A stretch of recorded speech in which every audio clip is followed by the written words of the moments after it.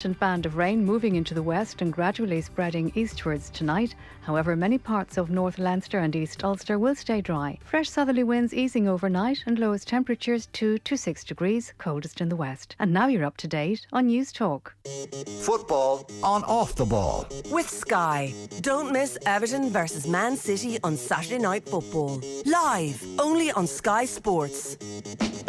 And you're welcome back to Off the Ball Saturday on News Talk. John Duggan with you 3 to 5. This is Football Saturday. Remember, our coverage on Off the Ball brought to you by Sky. Watch Chelsea against Liverpool in the Carabao Cup final this Sunday, live only on Sky Sports. You can text us 53106, tweet us at Off the Ball, listen on News Talk, watch us on the digital and social channels, for Periscope on Twitter, at Off the Ball, YouTube, Facebook, and on the OTB Sports app. Search OTB Sports, your app store, to download it if you haven't already. Joined by Dan McDonnell of the Irish Independent, Johnny Ward, the broadcaster and journalist, and delighted to be joined by our special guest this afternoon, the St. Pat striker, Eoin Doyle. You're very welcome. Thanks for having me on. I was going through the clubs, Eoin, more than Rory McIlroy. I was going through all the clubs you played for. More money should have changed hands as well, I think, along the way. Hibs, Chesterfield, Cardiff, Preston, Portsmouth, Oldham, Bradford, Swindon and Bolton. Yeah, I've changed clubs more than I changed socks, I think, over the years. But yeah, it's been a bit of a journey, alright. And you're now back in the League of Ireland. Yeah, delighted as well. Your Saturday afternoons are like this. Is it strange to adjust to Saturday 3 o'clock not being a game time for you? Because this was your routine. Your week would have been structured around it. Now all of a sudden, Saturday afternoons are actually probably a little bit of a downtime. It's a bit of an adjustment. Yeah. So obviously years ago I was coming through the League of Ireland. You always had the Saturdays and it'd be watching Soccer Saturday on Sky and all that stuff, and then having to go in over there and you're playing for the guts of a decade, I suppose, on the 3 o'clock. So you actually missed it. You missed watching the games on the Saturday. You're now on the version of Irish Soccer Saturday. Well, yeah, that's what I was told earlier on when I came in here. So now it's great to have a bit of chill on a Saturday and watch the scores come in. Bigger crowds, more interest in the media, bit of a buzz around the League of Ireland. So you left Sligo, you won a couple of FAI Cups. Have you seen a change? Could you even notice a change so far in returning to Pats? Yeah, definitely. I think there's a lot more noise about the league. Yeah. Obviously the crowds are much bigger since I was last here, and the standard of football on the pitch is a lot better. I obviously was looking into it when the LOI TV came on board last year or so. I was watching every weekend and stuff, and I noticed it then, and I started to get the gig to come back, and delighted to be back now. But no, I think the next decade for the league is going to be very good. I think it's going to go and build and get stronger and stronger. There's a lot of plans being put in place, a lot of people shouting from the rooftops for it to improve, so hopefully a lot of them plans come to fruition and it kicks on. Didn't go your way last night. What's it like today? Are you wrecked? How are you feeling? Do you have a warm down this morning? How does it work?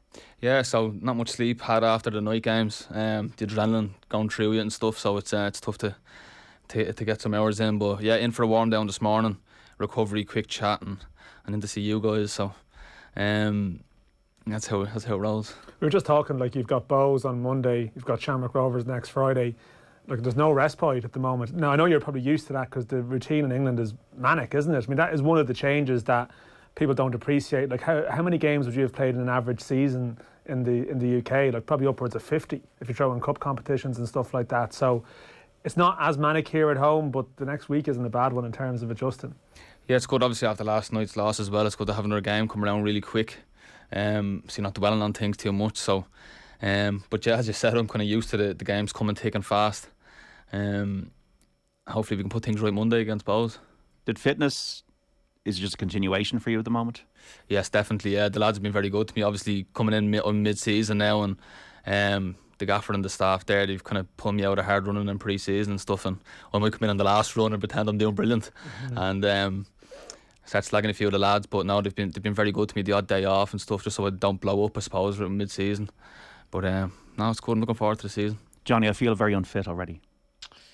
Yeah, definitely. And I think Owen's come back to a league where I think this is a good sign for the League of Ireland, where, like, Owen, I was friendly with the Bolton fan. He couldn't believe that Owen was leaving Bolton, and Owen's record, playing for Bolton, was very good. His record across the leagues in England has been very good, and there was no sign that he was regressing at all. And he's come back into the League of Ireland, and he's probably come back to I'd hope a better league than the one he left. And it's been two excellent weeks for the game here. Like, the attendances were lauded last night at the Brandywell and so on. But they're actually the average crowd in the first division last night was bigger than in the Premier Division.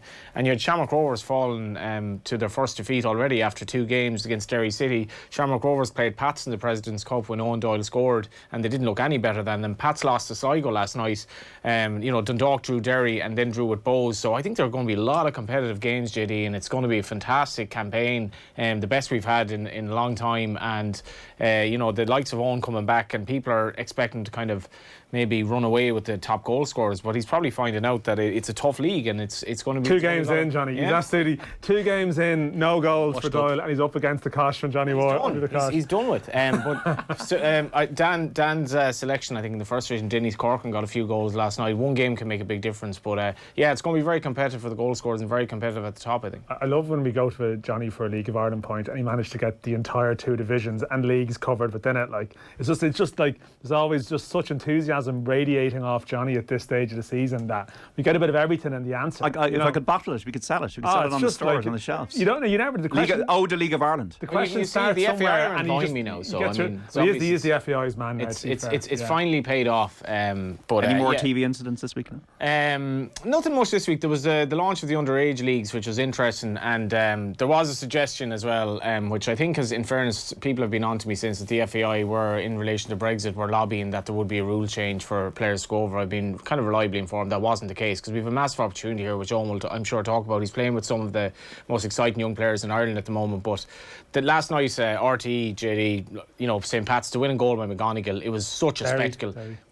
Derry. Jack Byrne giving away a penalty as well and getting booked earlier on, could have been sent off, and then sort of having key roles in the game. Brilliant goal by Dylan Watts. So everything's going swimmingly so far, apart from the odd bit of crowd trouble. You had, when you went to England, you left Sligo. What's it been like the last decade? It's been a complete roller coaster. You've been through a lot of clubs. You've seen a lot of things. What are your takeaways, I suppose, from the last few years you've been involved in the game? It's a deep question, that. I don't know, I'm fairly handy at moving house sharpish. That much. I don't need any tips on that. I know what to do there. Definitely a roller coaster. Obviously, when I first went over to Hibs, Nutsy brought me over there. Had a decent 18 months and then moved down to England. And then when I went to England, it really became a roller coaster, moving around a lot and a lot of moves and stuff. But the game over there is hectic, and it's you think you're in a club one day and the window opens, the next thing a phone call comes out an hour and you're on the move, and it's a bit wild at times, but it was enjoyable. I've had a great time. I've zero regrets over there. I gave it everything I had, and I feel as if I've maximised the most I could out of it. You spoke before. We did a piece a couple of years back about transfer deadline day, and you had a number of deadline day moves, right? That was I think it's 5. I have to have the record. You spoke about the sort of the little things you have to do on deadline day that you knew by the stage you got towards you'd experienced it. You fill the petrol tank in the morning, you pack a bag, just in case you ended up doing a medical or you needed to go somewhere. Yeah, of course. Yeah, there was by the end of it, you kind of not. And there was some times when they were quiet, you knew they'd be quiet, but the phone would be still there, and you'd be thinking, God, any minute now, a phone call come in here, I could be on the move.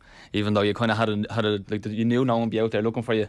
But no, there was a bit of a technique towards it in the end when I got used to them after 2 or 3, and fill the tank was one of them, and say to Kira, there might be a couple of days until you see me or whatever. I don't know what part of the country I'll be living in, and having an understanding partner and family is important. She sacrificed her career for mine.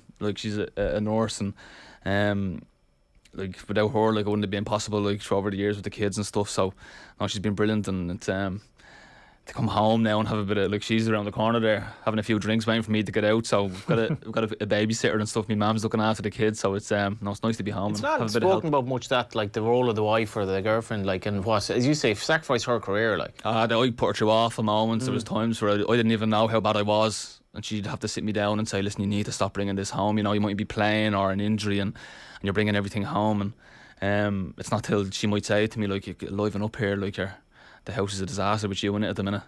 and you kind of have to buck up and think about what's important sometimes, you know. I've spent some time with like managers just in an average day, just going in for a cup of tea, and like they just seem to be constantly either talking football on their phone. And you do think, God, the wives, like they do have to accept like their lot as, if you're married to a football manager, even a footballer, like that, it's a different life. A football manager, definitely. I don't know how they do it. Well, honest to God, I don't know how a wife can put up with that. Like, it's Waiting to constantly go down on that the road. phone, and you know, you're constantly on the phone, and anything could be coming up, like not even football related, and he'd have to deal with it and stuff. So, no, yeah, I'd feel sorry for the wives of football managers, definitely. Because the day you joined Cardiff was a classic example, right? I mean, can you sort of, people who haven't heard it, a flavour of what that day involved? That was your big move, right? That was where you went from sort of League One to Championship, and a different sort of earning power, I guess, and stuff like that. I mean, what did that day entail? It was the weekend, so the deadline day was a Monday. So, like, we played Saturday, and then from Saturday evening, the phone would have started ringing, and you don't know where you're going to be going and stuff. Ciara at the time was in Dublin. I remember I got a call off my agent Sunday morning saying, would you go to New York City? And I was like, now, honest to God, right? If this had happened, it would have been me and David Villa up top, with Lampard and Pirlo in behind me. So I think they're blessed that I didn't go in the end. But I remember getting the phone call, would you go? Like, they're interested. And I was like, I don't know, like, I'll have to run this by Ciara. So I said, I'll ring you back. I'm going to ring Ciara, she's in Dublin. So I didn't even ring Ciara. I rang my agent back and I said, yeah, of course I will. Just will you just make sure that all the visas and you can get them over. And yeah, that won't be a problem. But the way the MLS works, it's all, every player is like budgeted and stuff, and they actually, whatever about my wages, what they had left was a couple of $100,000 to buy me, 200 grand. And I ended up going for $1 million the next day. The club wouldn't do it. There's a few phone calls into the chief executive, said, come on, you got me for nothing, you got 200 grand, you can let me go, let me go. But it wasn't to be. That was obviously the maddest deadline window I had, because I would have been, at the time, without coming across big headed, the hot property in England at the time, with the goal to 25 by Christmas, and load of interest. And then the Preston came in, funnily enough. I tried to go there, they wouldn't do it. And then on deadline day, Cardiff. On the way down, then a phone call to say, listen, pull in, West Brom have come in for you, which were Premier League Pulis at the time. Anyway, about half an hour went, I'm in a hard shoulder on the M42, and I was like, what? I rang my agent, what's going on here? And he's like, well, listen, Carlton Cole's in the building, but he's historically got bad knees and stuff, so if he fails the medical, they reckon you might be in there, so just wait. This is the West Brom, yeah. This is at West Brom, yeah. And anyway, the call never came, so he rang me back and he said, listen, just get down to Cardiff. But I signed for Cardiff anyway, and I remember being in the room, deal done. About an hour later, agent got a call, and I know it was Pulis. I haven't asked him since, but Carlton Cole never signed. Yeah, and I was afraid to ask him. I was obviously delighted to sign for Cardiff in the champ, but the sliding doors moments, though, isn't it? One of them. Would definitely. you have been able for that level, you think? No, not at that time. Every level I've gone up at the start has always been, wow, this is quick, or these lads are much faster and stronger than me. I need to get into the gym or work on my fitness or do whatever. There's always been, from Ireland to Scotland, not so much going down from Scotland to England, but definitely from League One to the champ. I could feel it then. What was the championship like? Championship's very, like, more football be played in League One. So like League One, very open games, loads of goals, both teams attacking all the time. Championship be very structured, where like it's like there's a solid back four there, balls are going to the right back, and they'll just flip it down the channel, more percentage, looking for big like athletes. Everyone's quick, everyone's strong, the slow players are fast. That's how it feels in the champ, and it's 100 miles an hour. You're very, very sore after the games. That's how I'd put it. Like, it could be one of the top 10 leagues in the world, like the championship. If you look at I think it is in terms of attendances, attendances and wages paid. It's top 6 or 7 in Europe. Anyway, I know that. So it's massive. Like, the reward is huge if they go up. So like, these owners have punts and it's but it's great. Like, the atmospheres at them. It's them old historic grounds. I prefer the championship in the Premier League. I have to say in many ways. Like, if the championship came on now, I'm really more inclined to watch it. I don't know what it is. It just seems more like, as a League of Ireland fan, you can nearly relate to it a bit Maybe more Irish players involved, and that as well. That is actually a thing sometimes. But like, you spoke about the moves you've had and the experiences you've had, and like, Does it make you cynical at a point though about the game, that like you start off playing football and you love football and you enjoy going out playing football with your mates or whatever, but when it becomes work and stressful and contracts and business, does your relationship with the game change when you sort of think of it in those terms? Yeah, sometimes, yeah, but you kind of need to channel it and say, right, this contract nonsense, whatever, it's going to be sorted in a week or a day or whatever when the windows are open. And then in between them, it's just about doing the job you love. Like, Does one club morph into another, put it that way? Do you have a connection with clubs? Do you ever leave a club and go, I'm torn about leaving this club because I've got a connection with the fans, or they're singing my name, you're scoring goals? Yeah, like there's a few clubs over the, obviously the ones that done well at, like, so like Chesterfield, Bolton, obviously just there, to have a good connection with the fans there. Swindon as well, brief as it was. Even Oldham, like I was doing well at Oldham when I was there with like Jack, and Patrick McElhenney was there with me as well at the time. So it was like there'd be clubs that you'd have an affection towards, I suppose. Probably should just say Pats as well. Now that you're playing there, yeah. He hasn't left them yet. Love the fans. The whole point was when you loved them and leave them. It's like, he's nothing here could at the compare moment. me for the Pats experience, or so on and so forth. Did you have a chant or anything? Because I was going through the research of the show, and Antti Alanga's Rhythm is a dancer chant. Are you playing for Man United today? They're goalless against Watford at the moment. Are any Eoin Doyle chants in the... There's been a few good ones over the years. And anything non-offensive that we can say? Well, one of them was very offensive, I couldn't say that. And the Swindon one wasn't bad. Ginger Pele, they used to call me. That was a good tone to it. But there's been better ones than me. I think one of the funniest I've ever heard was, you'd like this one, the J O'Shea, and he was at Galway. He was a boom, boom, boom. Let me hear you see J.O. J.O. That was for J O'Shea at the time, was the like one. Blink Horn at Sligo. Blink horny, like that one. Sometimes the simple ones are the best ones. So there's been some good ones over the years, alright. We got a text in here from John Doyle in Kildare. Lads, can you ask Eoin Doyle to keep me up to date with the Bolton score? I think I'm Bolton's only Irish fan. Well, they're trailing 1-0 to MK Dons. John, just on the scores in the Premier League, Leeds 0, Spurs 4 result. Bielsa in trouble there. Brentford 0, Newcastle 0, and Brentford have had a man sent off. So who is that? As that just comes up, Josh De Silva has been sent off. A red card for Brentford. Crystal Palace 1, Burnley 0. So Burnley, their momentum has been arrested there by Jeffrey Schlupp's goal in the 9th minute, and also Man United 0, Watford 0. Just missed a great chance, JD. Really, really good chance. It's a great ball into the box. Bruno Fernandes, who was so good during the week, he's completely missed his connection. Watford had been doing okay, 19 minutes in, and he's smacking the floor there. Knows he should have scored. Everton against Man City at 5:30, and Harry Maguire dropped today, lads, which was interesting. Dropped to the bench, but they expect to beat Watford, I suppose. You played against Harry Maguire a few times, you were saying, did you? Yeah, I would have played against him when he was at Hull and Wigan. He was in the Wigan team with James McLean the year he went down from the champ. For Cardiff. Yeah, big handful. Yeah, got a few butts in the back of the head off him, alright, in a couple of games, but better than what people make him out to be now. Obviously, like he's lost his confidence, though. I think there's a bit of that in there. Yeah, he gets a hard time and stuff. He's obviously playing at one of the biggest clubs in the world, which can't be easy as well. But you're talking about the level there, like the level up again and again to the Premier League. You must have a lot of admiration, given you know what it's like in the cauldron. 100%, yeah. And he's obviously established himself as an English international as well. It must be very tough, very tough. His I think he's a Chesterfield lad as well. Like I've bumped into him a couple of times on Christmas days and all. And he was like, Doyle, a Chesterfield legend or whatever. His little brother plays for Chesterfield now. I think he might be the skipper for them. But no, he's actually a really nice lad as well. Anytime I spoke to him, but he's I would have admiration for his for the career he's gone on to cut out for himself. Because it'd be quite hard for defenders to rise up the ranks from the lower leagues. You know what I mean? Like a sort of a striker scores goals and the opportunities come, but his trajectory isn't the most common one as well. Maguire, to go from sort of where he did to suddenly like winning a Premier League and playing for England, from being in the Championship initially, if you know what I mean. Oh, absolutely. With League One, he was with Sheffield United in League One before that, and he kicked on, but he was standing out in League One. Definitely was. I remember him at Sheffield United at the time.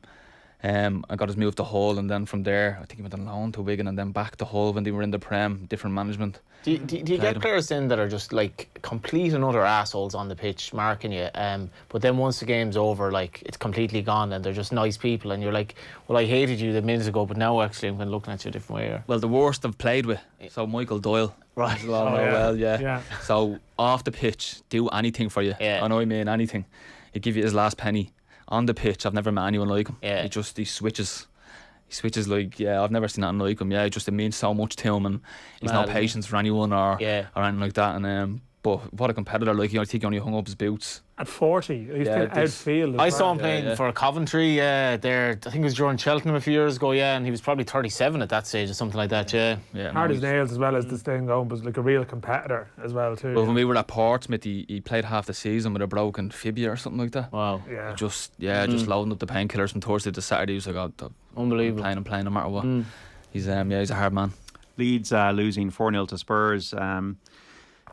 Like, they're a club you want to see, Owen, aren't you, in the Premier League? They've got a great fan base, got a great history back to Johnny Giles days, but they're conceding too many goals. They've conceded 40 goals in their last 12 Premier League games. Yeah, it's a lot of goals. Like, even in the last week, I must have 10 goals now in two games.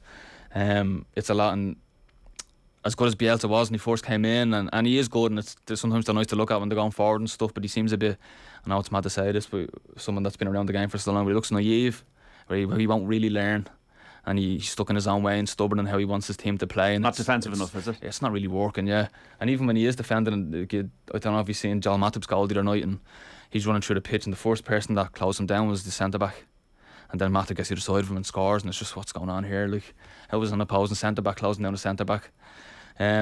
Just a bit weird to look at in times, on the pitch, but he's obviously done very well for the club, and he's got them to where they are, and he's kind of, I suppose you could say, established them in the Premier League, kind of.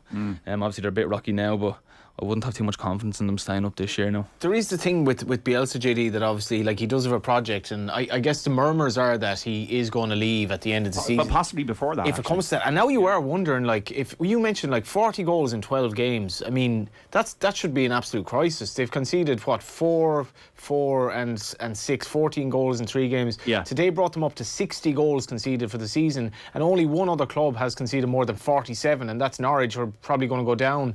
And you do look at them, if you're playing a team like Leeds and you're in relegation trouble, if they're going to concede as easily as they do and as readily as they do, you do wonder, will the board just say, well, we're in a serious trouble here, the championship's not easy to get out of, and if Bielsa's kind of on borrowed time anyway, do we make a move here? Because the defending was catastrophic today. I mean, they're kind of playing a high line at times. The game was over within, Spurs got a goal early, and that was it. Matt Doherty, actually. Matt Doherty, lovely goal, the two fullbacks combining, but you look at Leeds defensively, and when you consider against Manchester United that they did rally, but they were pathetic against Liverpool.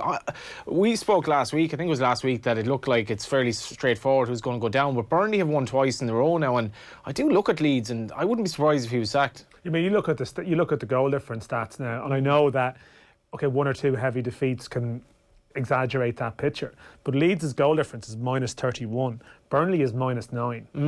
That's incredible. And Burnley if Burnley start picking up points from their games in hand, they're going to be okay. And even that little stat says something about a degree of stability that they have. And Leeds and Bielsa, they've no history of like trying to fight a relegation battle, and now they're in one. And whereas Burnley are, they bought the T-shirt on that, so it's going to be interesting. They were pathetically bad today. They're also lacking their leaders, Phillips, Bamford. Obviously, Bamford's been a massive loss, and Phillips.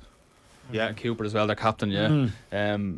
Big losses, like key positions as well for that midfield. The way Phillips covers that midfield as well obviously helped them with conceding goals as well. So, have you been in a dressing room where, and almost everything I've asked you today, your answer's going to be yes, because you've had so much experience in so many clubs. Have you been in a dressing room where you're just like, you kind of know that this is just going south, and there's nothing, as much as you try, there's nothing the players can kind of do about it? Absolutely, yeah. Bradford, a sign for Bradford, and we were favourites to go up, and we finished rock bottom. And I knew then in that... Was that League 1 or 2? That was League 1, yeah. And I knew that we left around Christmas, maybe February time, that just there was no hope. Like, when the window shut after January, they were saying the enforcements are coming in, there'll be more players coming in to help and stuff, and they never did. And I was thinking to myself, we're in big trouble here. Are there rows then when that happens, or people just switch off, or they don't play as well as they can, or what's the... Well, at that club, it was a mad dynamic at the club. There was a change of, not really a change of ownership, there was like an owner there that was screwing another owner, so all this was kind of filtering down. I think we might have had 3 managers that year. Terminology is a little bit vague there now. Yeah, well, let's keep it that way. Honestly, it's the whole book. Owen stories of football ownership. We had a discussion for a piece recently, and it's sort of like, you're going to have to stay on the right side of live radio here with some of these tales, but it was a unique dynamic. Oh, here we go. It was a unique dynamic behind the scenes there, shall we say. Man United nearly scoring. Ronaldo, I think we'll talk about as well. But yeah, sorry, Eoin. No, yeah, but the manager that was looked after us, that was manager for most of the season, really didn't use the personnel he had the way he should have. He was very route one, very basically things you were taught as a kid to do in football. He'd tell you to do the opposite, mad stuff like, and it was beyond belief really. And when he never brought in the players to suit the way he wanted to play, I kind of knew how to feel, and it was going to go south. We have Man United 0 and Watford 0. We got a goal in the game between Crystal Palace. They're taking on, who are they taking on again? It is Burnley, isn't it? But Mike Lawrence at Selhurst Park.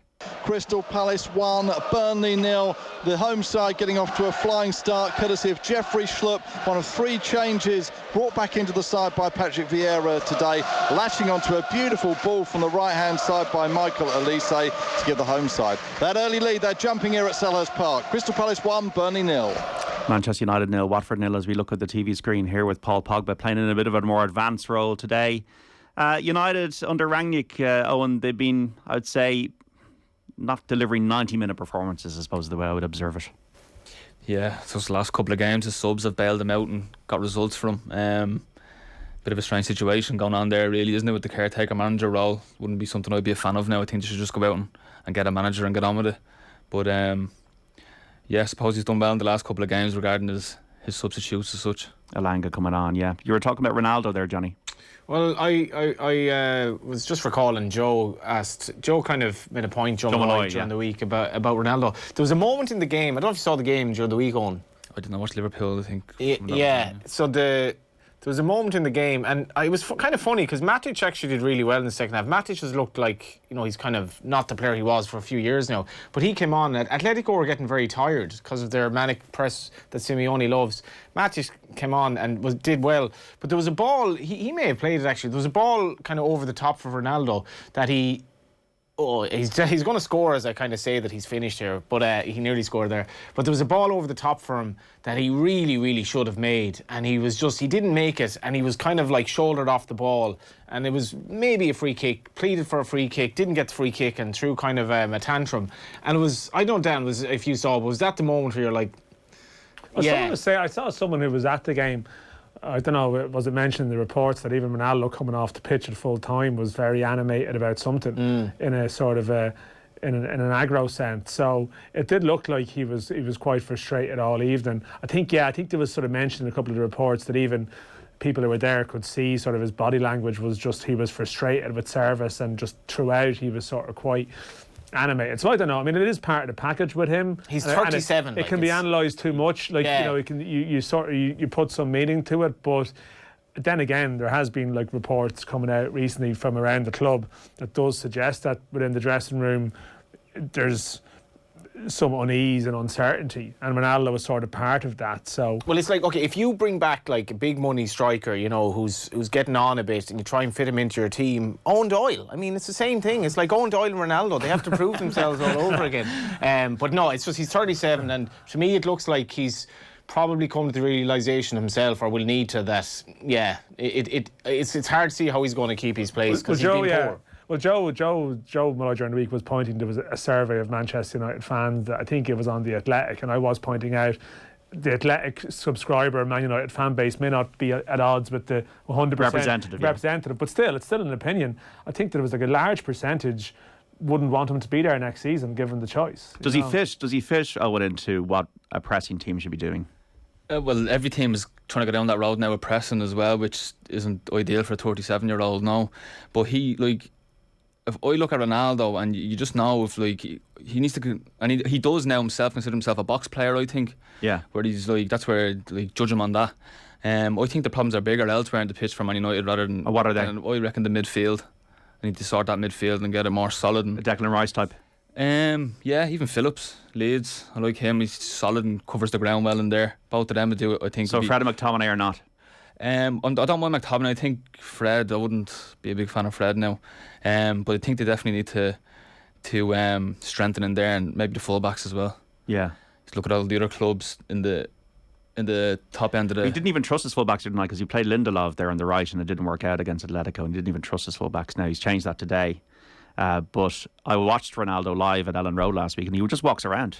So as you say, he wants to be that box player. He's not the dynamic, energetic, exciting, pacey winger that he was 15 years ago. Obviously, he's not totally different player, because his body, as much as he works in his body and he says his metabolism is in his early 30s. He's 37. The age doesn't lie. In fairness to Owen, though, Owen is probably making a fair point there. If Ronaldo were playing for Liverpool this season, right? Or City. Or City, right? But just say the way Liverpool play, for example. Because Ronaldo, I think did he score at all for Juve outside the box last season? If he did, it was one goal, and he's no pace anymore. And as we saw, in the Portugal game in Faro, when he was dropping deep, like, we were really happy. Like, he did nothing for 88 minutes. He looked awful, and he just signed for Man United at the time. But if he were with Liverpool and Klopp said, okay, well, this is how we're going to work with you. You're going to be inside the box as much as possible, and we're going to kind of feed you passes. He'd probably look an awful lot better at the same time, because Man United have other problems. But does he not... Is it the case of all the Liverpool forwards that they got much better work rate? They do, yeah. I'm just saying, Klopp would never have signed him. Klopp would never have signed him, but if he did, he probably would have done better. Like he scored once in 7 or 8 games now. He was on his longest run without a goal in ages. But it's more so, if Ronaldo's not scoring, he's doing next to nothing. That's the problem. Yeah. Me his brother here. How many goals have you scored this season? Not enough. 2 games in, Doyle under pressure. We're joined by Eoin Doyle for the St. Pat's I striker. feel Ronaldo's pain. Johnny Ward here and Dan McDonnell on Football Saturday. Any texts, any queries, any questions about football, anything you want to get in touch with on 53106. We're back with Off the Ball Saturday on News Talk after this. Football on Off the Ball. With Sky. Watch Chelsea versus Liverpool in the Carabao Cup final this Sunday. Live, only on Sky Sports. You find your imagination captivated on this swirling, vivid street art tour of Belfast City. Never seen anything like it, and yet you can't help but feel a familiar welcome about the place. Whole city is like a living, breathing art gallery. With each curious step, you discover something new. You think, shame there's not enough time to see more. Sure, if we want, we can always just pop up again next week. Enjoy great value short breaks at discovernorthernireland.com. Northern Ireland, a small step to a giant adventure. When planning and visiting, please check visitor guidelines and opening times with individual providers. Always follow current COVID-19 travel restrictions. Available at nidirect.gov.uk. Afternoons are easy with insuremyvan.ie, Ireland's low-cost van insurance specialists. Get your business back on the road with Insure My Van's best price guarantee. For super savings, visit insuremyvan.ie. City Financial Marketing Group Limited, trading as insuremyvan.ie, is regulated by the Central Bank of Ireland. It's the colours, the styles, the fabrics, the on-trend designs and more. It's the home event at Easy Living Interiors, online and in-store. It's the velvet sofas and dining sets, the beds and luxury on view. It's incredible savings everywhere you look and expert advice too. Give your home a style refresh this spring with Easy Living Interiors. Check out our home event for amazing value. Easy Living Interiors, Cork, Waterford, Navan, Naas, Sandyford, Drogheda and Wexford. Sale now on. Are you looking for an affordable alternative to a nursing home or private visiting care service? AL Home Care are the live-in care specialists that give your loved ones the independence they deserve. Contact us today at alhomecare.ie. That's alhomecare.ie. Never suffer the buffer again. Always stay connected with 99.9% reliable Sky broadband.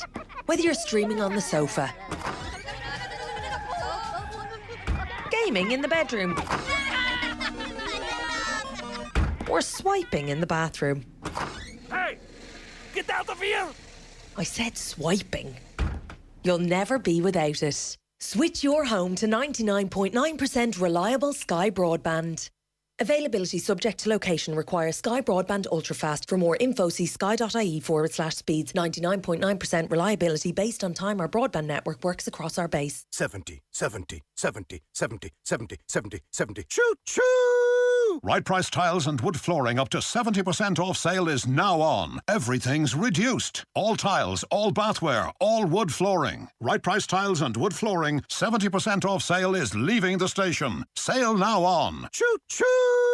As Ireland's largest food service provider, Cisco relies on great people, and we're recruiting more right now with warehouse operative for our evening shift and C-licensed driver jobs available. Don't miss our recruitment event, Saturday the 5th of March at our Dublin Distribution Centre. For more information and opportunities, visit syscoireland.com/careers.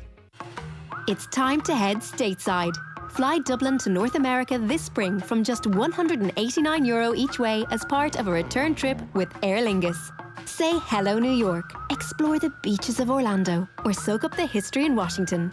And with free changes on every flight, you can book with confidence. Book now at airlingus.com. Let's fly. Offer subject to conditions and availability. Travel between March 1st to May 31st. Book by February 28th. Fare differences may apply.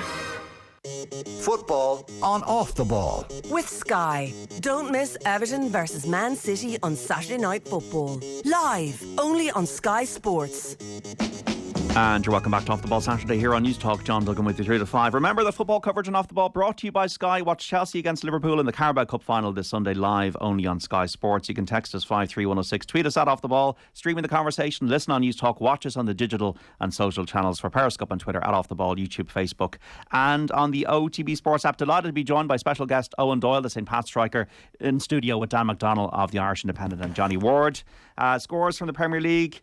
Brentford 0, Newcastle 1. So Brentford with Josh Da Silva sent off, and Newcastle scoring through Joe Linton 38 minutes into that game. A delay to the kick-off between Brighton and Aston Villa, which is goalless. Crystal Palace 1, Burnley 0, Jeffrey Schlupp, and Man United 0, Watford 0 still in the Premier League in the first half there at Old Trafford. Harry Maguire dropped to the bench today. Everton against Man City is a 5:30 start. Blackburn 1, QPR 0 is a result from the Championship. Barnsley lead Middlesbrough by 2-0. It's Birmingham 0, Huddersfield 1, Blackpool 1, Reading 1, Bournemouth 0, Stoke 1, Cardiff 0, Fulham 0. Also goalless between Coventry and Preston, and Luton and Derby, and Millwall and Sheffield United, and Nottingham Forest and Bristol City. And it's Peterborough 0, Hull 1. And in Scotland, in the Premiership there, Aberdeen, Jim Goodwin's Aberdeen 1, Dundee United 1. Dundee 0, Livingston 3, Ross County 1, St Johnstone 1, a latest score, and goalless between St Mirren and Hearts. In France, on the road still to the Grand Slam, 26 points to 10. They lead Scotland in Murrayfield. So that's what's going on in the world of sport. Dan, just on a serious note for a moment, do you think that FIFA will act now against Russia, given that Poland are refusing to play that playoff now? Yeah, I mean, it's definitely getting to the stage where it feels like that sort of momentum is building, where there's going to be serious pressure on FIFA. I'd say UEFA are very relieved that it's a World Cup playoff rather than a European playoff, because it's sort of with FIFA. This is coming around the corner now. But both of them are hugely compromised when it comes to Russia. I mean, this is the problem. I mean, Gazprom are a massive sponsor for UEFA, and I mean, FIFA's relationship, it would have been touched on, I think, on the show and earlier on and during the week as well. So people are probably well aware of that at this stage.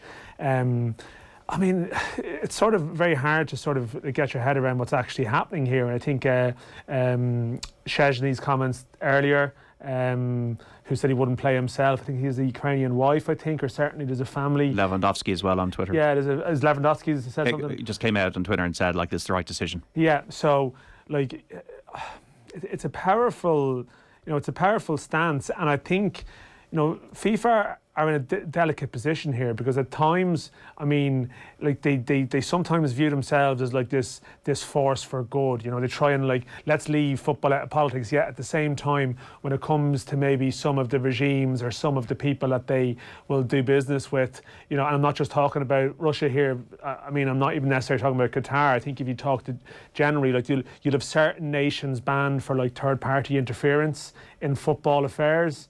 Yet we know elsewhere that there are countries where they operate where there's clearly a government relationship with football, and FIFA can turn the other, can turn a blind eye to it. Whereas they kicked Kenya and Zimbabwe out of football this week. They were the countries I was thinking of. Yeah, so like this is one where player power can be a powerful thing, and I mean it's so much more serious. It's a million times more serious. But you saw with the Super League thing last year how like momentum towards something can grow, and if leading players are starting to take a stand against this, if countries are taking a stand against this, I can't see how FIFA can suddenly take a stance and say, no, we back Russia, or we accept a situation where Russia are somehow given a bye.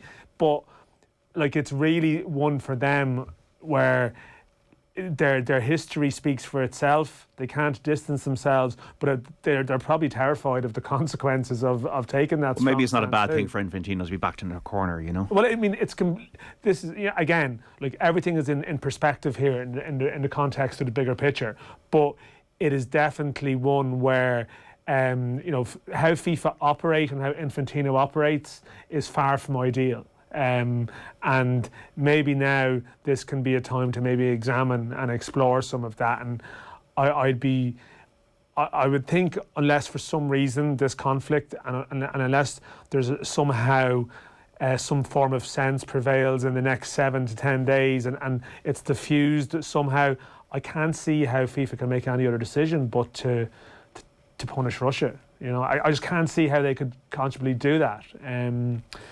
So yeah, we'll see how it plays out. Okay. Do we have, Owen, going back to football, as we look at the United-Watford game just coming up to half-time, do we have a title race now, do you think, with Liverpool and City? Yeah, absolutely, yeah. 3 points, and I think they play each other again soon as well, so yeah, there's definitely a title race there, yeah. Must say I'm a Liverpool fan myself. I've been at a couple of games this year, a couple of good ones as well. I was at Old Trafford in the away end. Is it true that you've got a young lad in the... Yeah, Joey's in the... He's 5 years old, he's in the Liverpool Academy. Well, yeah, so you're not allowed to sign for a team, in a professional football team, I suppose you could say, in England until you're 9. You have to stay grassroots. But what they do is they go around all the clubs and they go, oh, would you kid to come in and get some good coaching? You get this email and said you could do the next 4 Fridays. So basically what's happening is like all the best kids in the Northwest are going into Liverpool, United, Man City, all the big clubs over there, and they go in and do an hour, get the best coaching or whatever. So all the best 5-year-olds, and he's 5, he's in there since he was 4. He was 4. Like that is absolutely scary. It's not even funny. Yeah, it's mad. Tiger Woods or something. But how they do it is basically, if like Joey's continually getting the emails to say, yeah, come back for another 4 weeks, come back, and a lot of kids have gone, new ones have come in. I'd say there's maybe 4 or 5 of them that have been there since the start, and he's obviously one of them. But it's great for the kids. Like, they're going into the training ground and they're in this big hall, Astro Hall, and all the best of gear, and it's a great experience for him, I must say. But it's very young. It's like we have to take him out of school a half an hour early on a Friday. He's asleep in the car driving over. Quick change him quick, and then he goes for an hour to train. I'm not even sure I actually can remember anything in my life at 4 or earlier, and like he's already playing at Man United almost. Well, like we brought him to a community session at 4, so just like the local team, they put on the community session on a Thursday or Friday, and any kid between the age of 3 and 10 can come, and you just play within your age group. And maybe the second or third time I was there, a scout came over to me and said, would you be interested in coming into Liverpool? And that's how it kicked on. So it's crazy over there. It's intense, isn't it? I mean, it's a real insight into the tentacles of the machine, if you know what I mean. That they have that presence, that someone is obviously tasked with, this community game is taking place, can you go and have a look, And I know you obviously there's a bit of noise around the lack of full-time employment in underage football in Ireland. Yeah.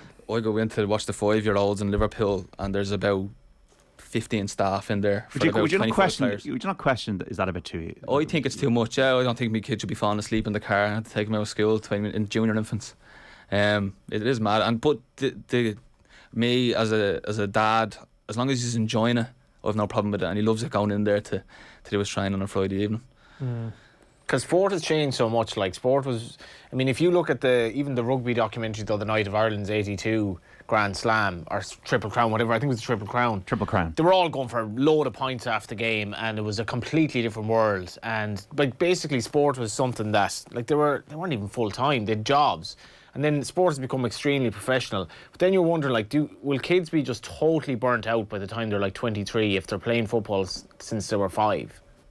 Yeah, well, yeah, there needs to be the enjoyment factor, can't leave it. They have to enjoy it all the way through, or else there's no point. I know I enjoyed it all the way through. I know, like, you see some lads that do fall away, and it's because maybe parents are too pushy on them, coaches might be too pushy on them. What age did it get serious for you? That's a good question. I suppose when lads start going away on trials as such, maybe like 12, 13, you're kind of playing for the best teams in the country or whatever, and the scouts there watching you, I suppose then you're really concentrating on your games on a Saturday morning as such. What club were you at that time?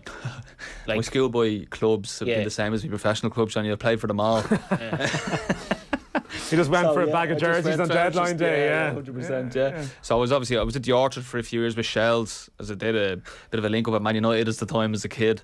A lot of us went over there to United on trials with them, and I was at Crumlin as well. Crumlin was the last one I was at. How long are you with your missus? Me, about 13 years maybe. How could you have any faith in you? Like, you're not a one club man at all. Like, it's like, will you be loyal to me, like, and love me alone? Of course he will. And obviously, I'm not saying he didn't.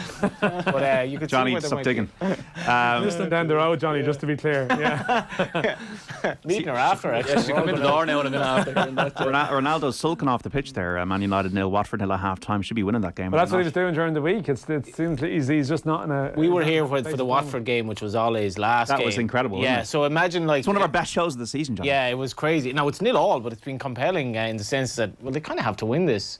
And I don't know with Ronaldo. It must be tough for him, but I do wonder. And where would he go then, JD, if they did want to like eventually sell him? Where would he go? New York City, I believe. You know, that's a good place to go. That's the one. Yeah. Get yourself out like there. you look at Wezzo, like where like you can kind of get old with grace in football, and he's doing that with absolute aplomb. Like getting that goal last week, I think people are getting. I don't know what's like. I'm getting an unbelievable kick of just watching the goals that he's scoring, and the little cameos beating Newcastle and so on. You've only played against them this season, did you? He twisted me, defending a corner against him this year, and the ball went out. I don't know how it happened. I ended up going out to press him. He chopped me about 5 times, and got the other side of me. And I thought no one would notice. My best mate texted me saying I would have like cut him in half there. That was me. I was like, I tried, I couldn't get near him. Yeah. But he's great, yeah. Like you do the analysis on the opposition, and if you're playing Cambridge on a Tuesday, you know Wes is going to be playing. Yeah. So there's two teams. He only plays Saturday to Saturday. I think he's in doing yoga and stuff during the week to kind of look after himself and that. But no, he's brilliant. Like he's so calm, and he's able to just kind of, obviously in tight spaces, he's exceptional. And they've got a tight pitch there at Cambridge, so he's suited to them. It's such, I think, JD, it's such a inspiration for a young player who may not be the quickest or the biggest. You don't need to be. 31 points to 10 now. France leads Scotland in the Six Nations. Yeah, it's a case of how do we get more of those players out of our system, isn't it? Those creative street footballer types. They need to keep them out of academies at 5 anyway. That's the start. It's the parents I blame, you know. Yeah, probably. Yeah. Very good. You have like the Chris Forresters, who's your teammate now, who's the complete opposite of convention in terms of his development. He, like Chris Forrester, as far as I know, didn't really play organised 11-a-side football until his mid-teens, and even then it was a little bit more casual. It was only like 16, 17 when he really started playing seriously. It's sort of hard, but I suppose you can probably see things that he does that are a bit off the cuff and a bit natural, I'm guessing. Well, yeah, like you'd ask him who does he play for at Schoolboy. He says, "No, the streets." That's what he says. I played for the streets. Answer. That's his answer. Yeah, it's midfield. But he's brilliant. Like you can see how you can control the game with this all of his foot. Like there's not many players around that can do that. You've seen him on telly last week against Shells and how good he was. He's very talented and complete control of the ball at all times. So it's no, they are the dying breed. They definitely are the dying breed. It's funny because like as we get wealthier and so on, and kids have like computer games, and you know, it's like sound like an old lad here, but as if so many other things. Well, you're you're 40 this year, Johnny. 40 this year, as are you, thinking of having a double birthday, or maybe that's been ruled out by you privately. But Owen is to be clear, I'm happy to rule it out publicly as well. But like Wayne Rooney talking about his son in the documentary, and I remember watching the Brian Clough documentary, and when he was like, I grew up in Middlesbrough, we'd nothing but like we played football on the streets, and I was so happy.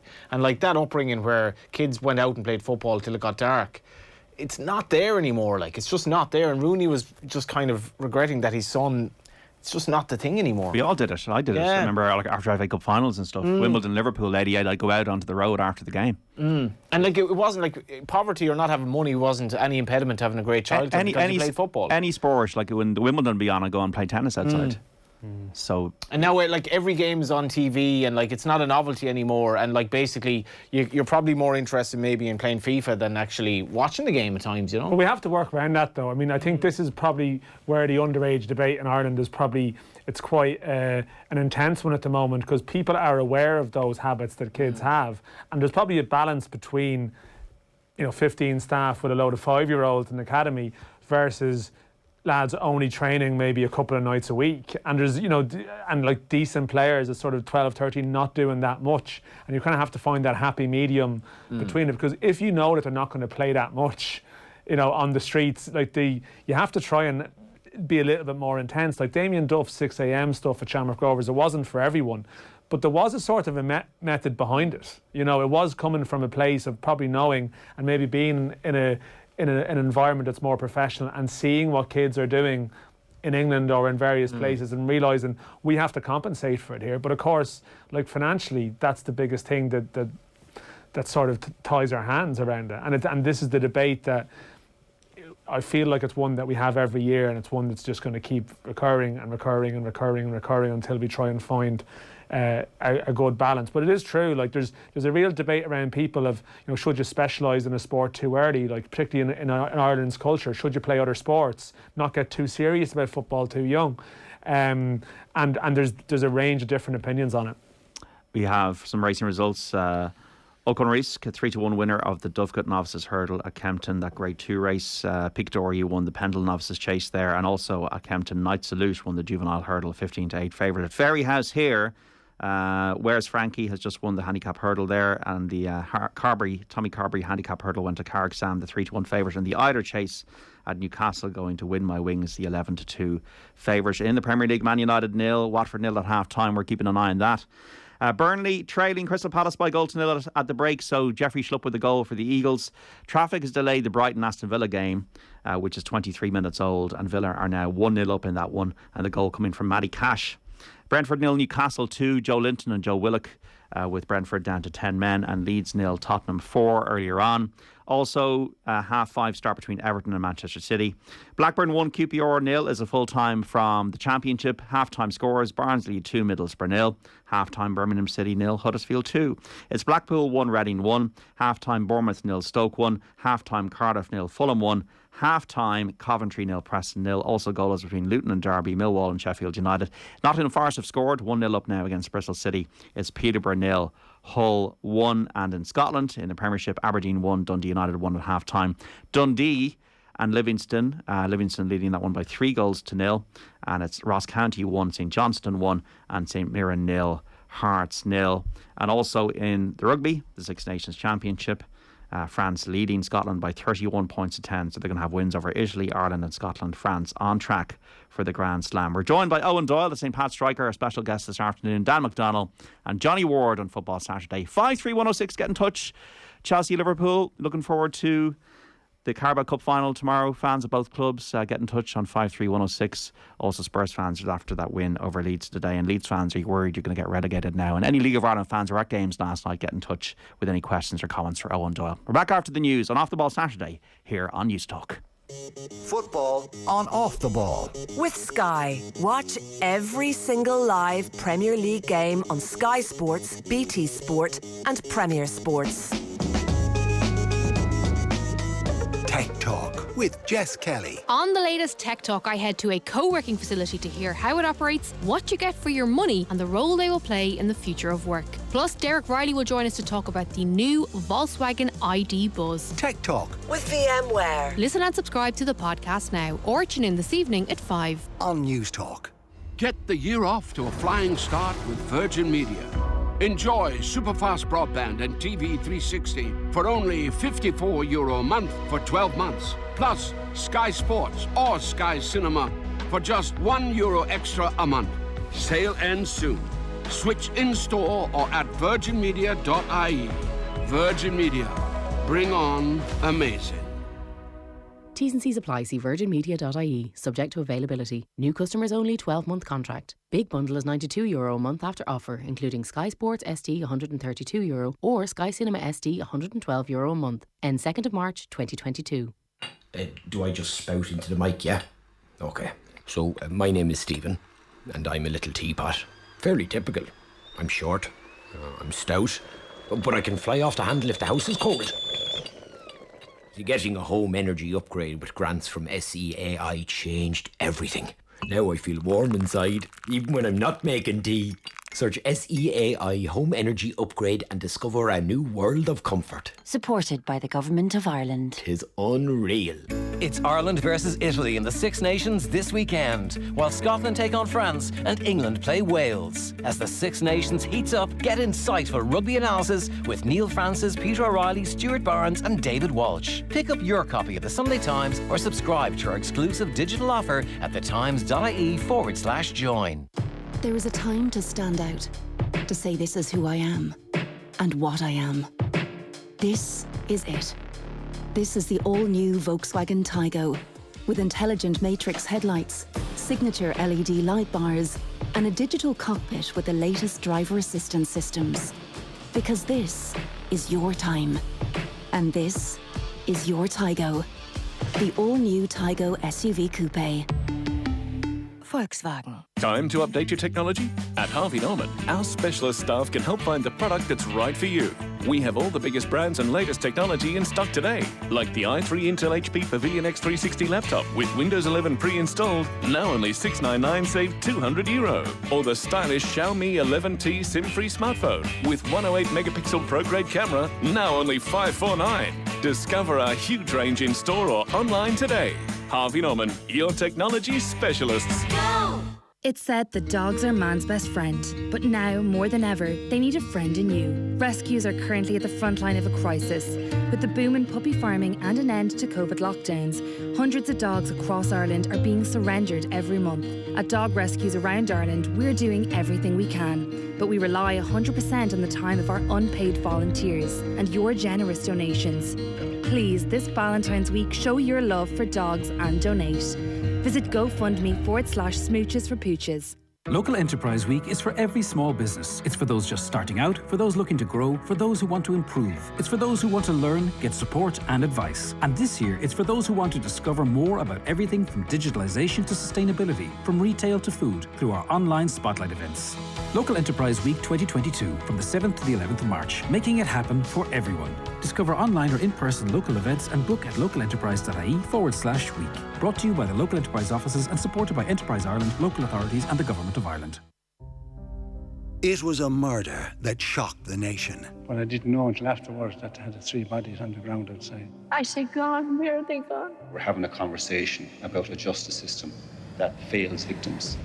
The entire season of News Talk's Inside the Crime is now available. Join Frank Graney as he weaves his way through the tragic story of the Whelan family murders in Kilkenny in 2008. What they did that morning would prove absolutely vital. Uncovering unimaginable truths. Nothing really could prepare the Whelans for what they were going to hear. The #1 original podcast, Inside the Crime, is available now on the News Talk app, powered by Go Loud. The Pat Kenny Show. Residential buildings were shelled overnight in Kyiv, and there are other air raid sirens going off at this moment. People are again hiding in the bomb shelters. Yesterday, hospitals were shelled in Donetsk region of Ukraine, and also residential districts were shelled in Kharkiv. So civilians died, including children. The Pat Kenny Show. With Matter Private Network. Weekdays at 9 a.m. on News Talk. Win with low prices from Super Value. With great offers like Super Value fresh cod fillets and Irish strip loin steak, save 33%. Epic! Nicky soft toilet tissue 32 roll, only €7. Super! And Campo Viejo Reserva 6-pack case deal, €50. Winning! Win with Super Value low prices. Enjoy alcohol responsibly. On 106 to 108 FM, on the News Talk app, powered by Go Loud and smart speakers. This is News Talk. It's 4 o'clock. Good afternoon, I'm Bernadette Jamison.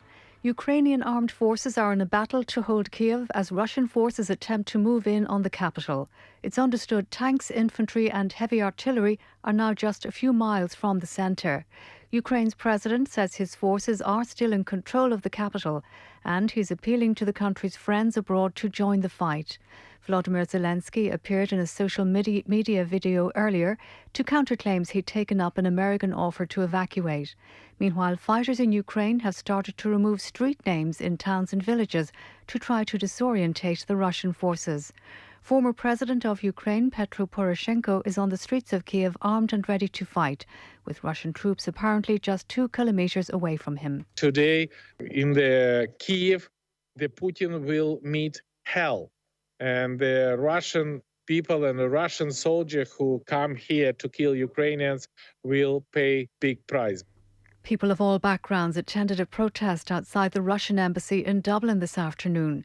They are demonstrating against Moscow's invasion of Ukraine and called for the expulsion of the Russian ambassador. Céline Albert, who is French, says she never imagined war of this scale could terrorise Europe again. My parents were in the Second World War. My mother was in the Red Cross in occupied France. I've grown up knowing that war was a terrible plague. I want to see it again in Europe. My generation said never we would have war again.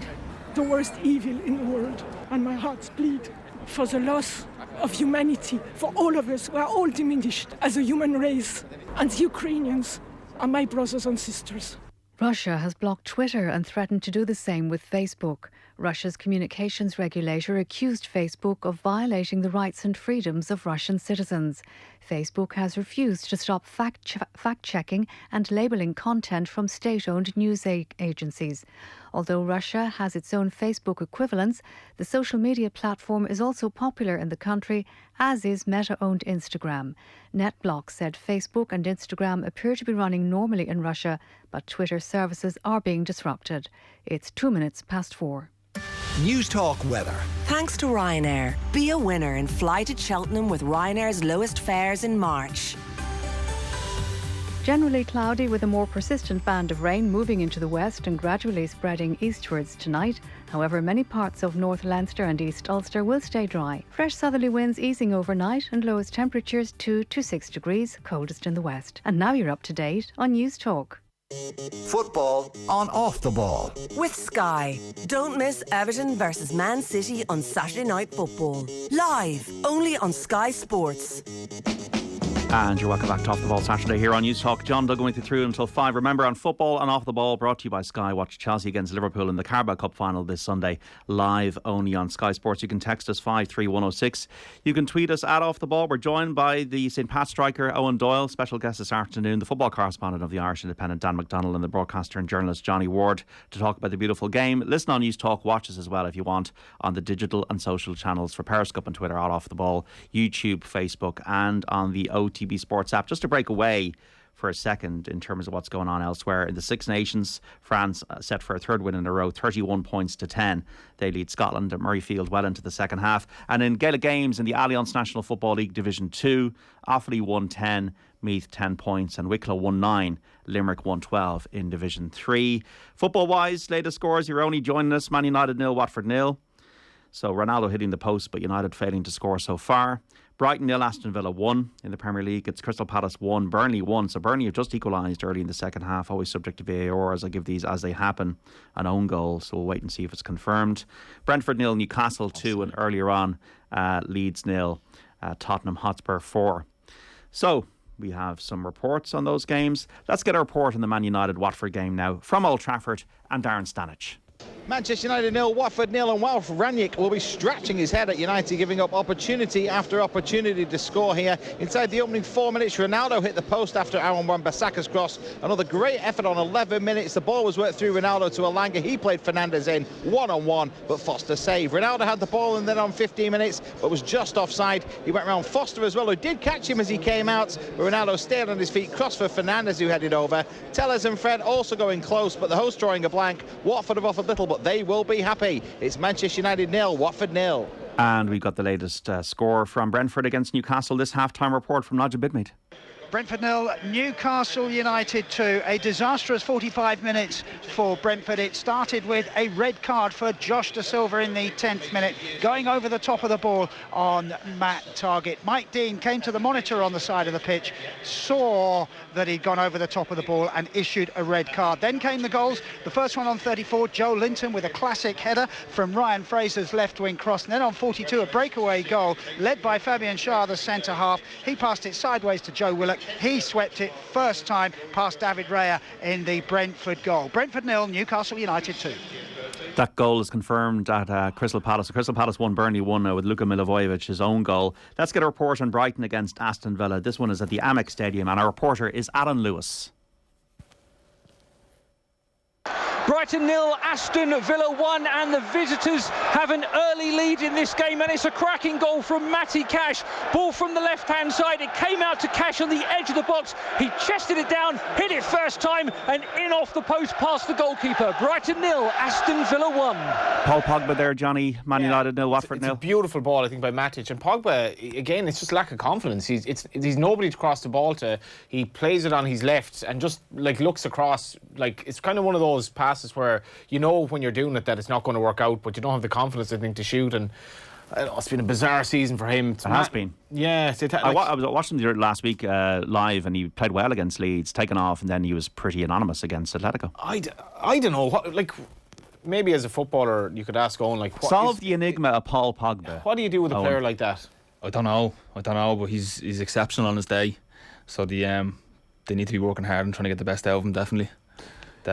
The higher you went up, right, the higher you went up the division, say you go to Cardiff, where I'm trying to think Cardiff is probably the club where you would have had the highest wages in terms of the dressing room, if you know what I mean, because the club had been in the Premier League. How conscious are you of stuff like what he's on or what he might be on, and who's pulling their weight and who's not pulling their weight when you're in that type of environment where there's decent money going around? Yeah, no, when I was there you'd hear rumours of what lads were on. You'd be like, oh, well, he's done well there, hasn't he, for what he gives you on a Saturday or whatever. But there was never felt any nastiness towards lads and what they were earning or anything like that. It's more of a well done lad if you've got that type of thing. That is the mindset. That was the mindset, yeah. When I was there, definitely. Because that probably was one of the most colourful clubs you were at, right? Because you had Vincent Tan, the owner, who was sort of big news in England, England and Wales a couple of years ago, and he doesn't get the headlines as much now, but he's sort of still there, which is almost surprising in a way. Yeah, and he backs the club. You have to hand it to him. He does back the club, but yeah, he's definitely mad. When I first signed, they actually gave me an extra year by accident.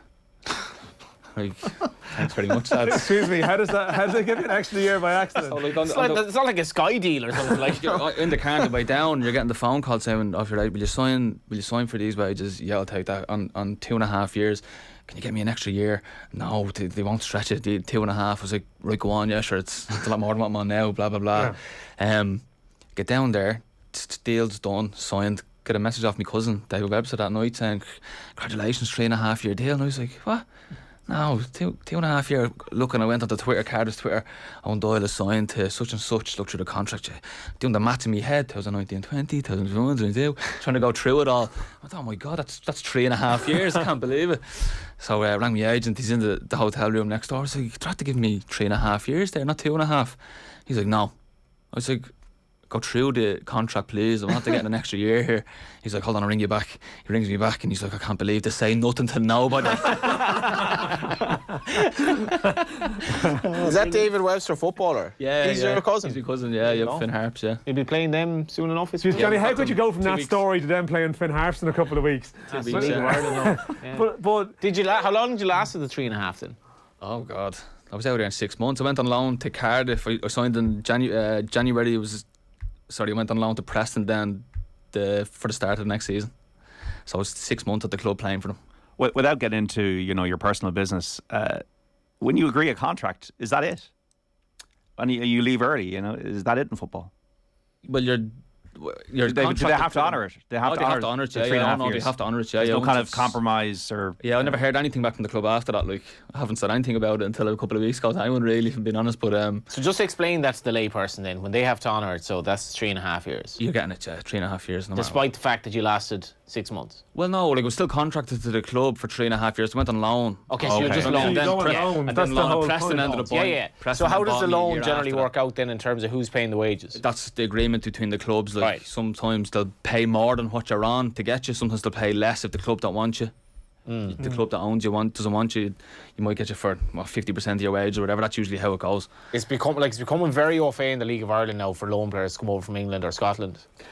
Yeah, but I think that's become a big thing. But I think the point you sort of see these transfers happen for players where you clearly get the contract at a club, and the whole point is you're not going to leave that contract. No. You're not going to sort of force your way to get a move out of there. I remember Conor Salmon was one who sort of would have, once you got onto that sort of championship cycle, it's natural, it's pragmatic. You're not going to suddenly force and try and get out of there. The onus is on the club to look after you. But it seems like it's become more common in recent years. I mean, you were able to do a settlement with Bolton to let you come home, but you probably see in the lower leagues now, you see more settlements being reached in the sort of January window and in the summer window. Well, how does it work then? Say you're on a 3.5 year deal, right? and after a year, for whatever reason, it's not working out, they want to get rid of you. So what's your bargaining position then there, where like they say, well, we're going to sell you? Could you just dig your heels, or do you say, well, okay? Depends on you as a lad and what you want out of your career. So like I always wanted to play on a Saturday. So like for me, with say after a year they didn't want me and I had 2.5 years left, I'm not staying at the club, and because I'll never play football again after 2.5 years, you'd be forgotten about. Yeah. So it's up to you to go out and go on loan, probably be the best option, because at least I'll get some money back for you. And if you were in Caoimhín Kelleher's books, if you were in his boots now, what would you do? That's a good question. I don't know, that's a really, really tough one. Like, he's obviously at one of the best clubs in the world, learning off one of the best goalkeepers in the world. He's still a young boy, like, for a goalkeeper as well, very young. They can play till they're late 30s at a top level.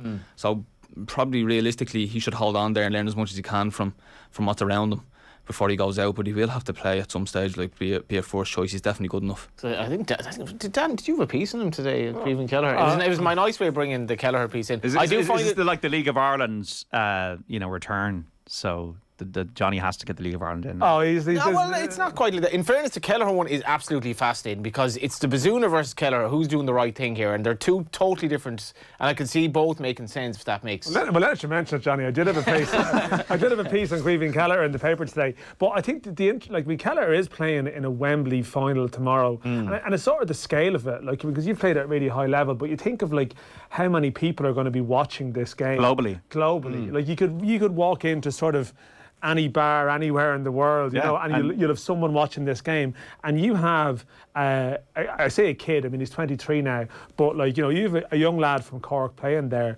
who effectively, and for this piece, like, I would have spoken to sort of various people in his life, his old coach of his school team, one of his friends who played with him at Ringmatton, and a couple of his old coaches and stuff. One of these kids who, he only started playing as a goalkeeper when he was 14, properly. Like, it was almost like a couple of quirks of fate that ended up with him. He was a striker, wasn't he? He was a striker, like, and, you know, he was a very good striker apparently, and we had some pictures in today of him with the long hair, and he was like a really superb striker who people thought would have probably had a chance even in that sphere. But it was a combination of factors that at Ringmatton there was one of these things where there was a goalkeeper who was overworked. There was two teams and he was playing for both age groups, and his dad was a coach, and this kid wanted to basically just play for one team and not play for the other, so it left them with a bit of an emergency. That is mad. And at the same time, Kelleher was with the Cork Kennedy Cup team and used to go in goals sort of in mess-abouts and stuff, and quite enjoyed it. So Caoimhín's dad, who really sadly passed away before he even went to Liverpool, around the time that this crisis happened, and they were like, we need a keeper for our team, the goalkeeper who dropped out, his dad rang the other coach and said, you know, we're struggling here, you know, Robbie's decided to give it up, he's not going to play.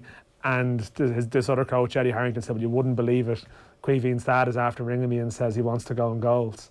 And you know, sliding doors and apparently, like, from the moment he went in, they could just see this was something, you know, this was something genuinely special that they were watching. And even in his school, I sort of started off with the story of like presentation Brothers College, where he went in Cork. It's like a fee-paying school. You know, it's a rugby school. Ronan O'Gara went there, Peter O'Mahony, Declan Kidney. Like they didn't even play football there for a number of years.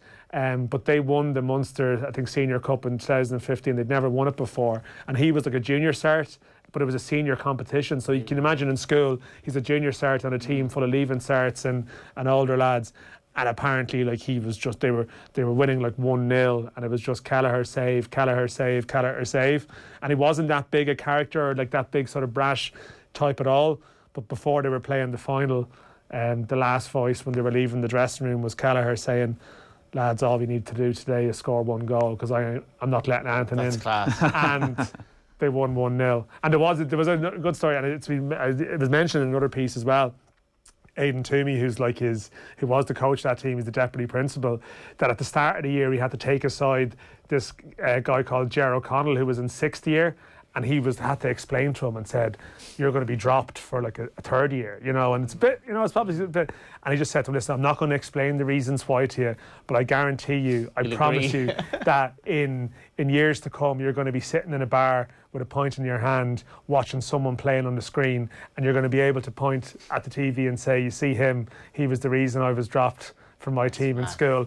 And a couple of the trade-off was like around 6 months ago or so, he got contacted by someone who said they'd been talking to a guy called Ger in a pub or in a sports club in Cork who said, that guy Keevan Kelleher, he took my place. So like the story grows and the legend grows. But I mean, the scale of what he's doing is you just can't actually get your head around it. And even like the ringmat and they were chatting about, even when Liverpool contacted him at first, and it's the classic Irish thing, there was a bit of haggling over the fee, and they were saying, oh, this is good money for a club in Ireland. Like they were still willing to sort of, you know, cut the few corners and not exactly play big bucks. But in fairness to ringmat, and they were able to haggle, and they've got a very good clause. They've got a 20% sell-on clause. Right. Ringman? On Caoimhín Kelleher. Wow. So if Caoimhín Kelleher, you know, like he is on a 5-year contract, so he's not going to be, you know, he's not in that sort of, he's not going to be packing his bags on January transfer deadline day. You know, he's not sort of in that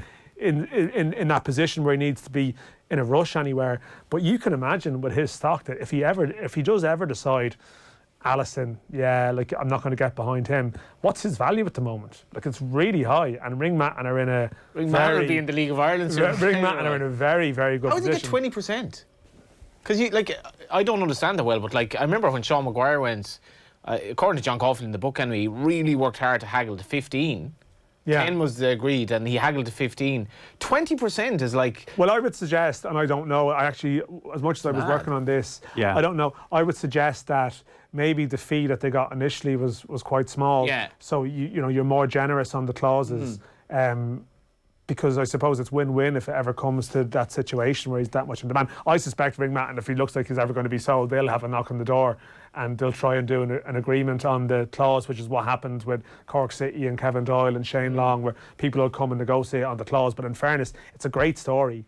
That whatever happens, they're going to do very well out of Caoimhín Kelleher in the end. Transfer market have it at $2.5 million at the moment. Oh, that's rubbish. Yeah, that's absolute rubbish. Like we're talking over 10. Oh yeah, way more. 20, way more. Yeah. Way more. Well, that's what Liverpool do. Like they package the young lads so well to get big prices for them. If you look over the last 5-6 years, did they get 25-30 million for the kid? Well, what's Bazunu worth? Brewster, isn't it? Rian Brewster. Yeah. What's Bazunu worth? Like, what are the net value of Ireland's goalkeepers at the moment? Is probably. It's a shame you can't play both of them, isn't it? Yeah. Well, Kelleher could do a job up front, but the Man City, I think, sold Angus Gunn a couple of years ago, which isn't a bad reference point. I think he went. His dad played for Norwich as well, didn't he? Brian Gunn, yeah. But I think he went. Like he was a classic. He was in the academy, very good reputation, but wasn't quite going to play. I think he went for something like 15-18 million or something like that. 11 was it 11, was it? 11 million, yeah. Well, okay, that's a little bit below what I thought, but there's still the opportunity there. I mean, you're talking like. You're talking double-figure million, if you know what I mean. Like, they're not going for less than 10 million either. Oh, yeah. Well, Bazuna's worth... No. Did you play against Bazuna this year? I'm trying to think. Yeah. Played against him down in Fratton Park. He pulled off a good few saves. Not against me now, but... Did you score? I didn't score, no. Not that day. But now he's good. He's kind of a recurring theme of this show. It's like, we haven't scored for Pats, didn't score against Bazuna. To be clear, Owen Doyle has an extremely good goal scorer.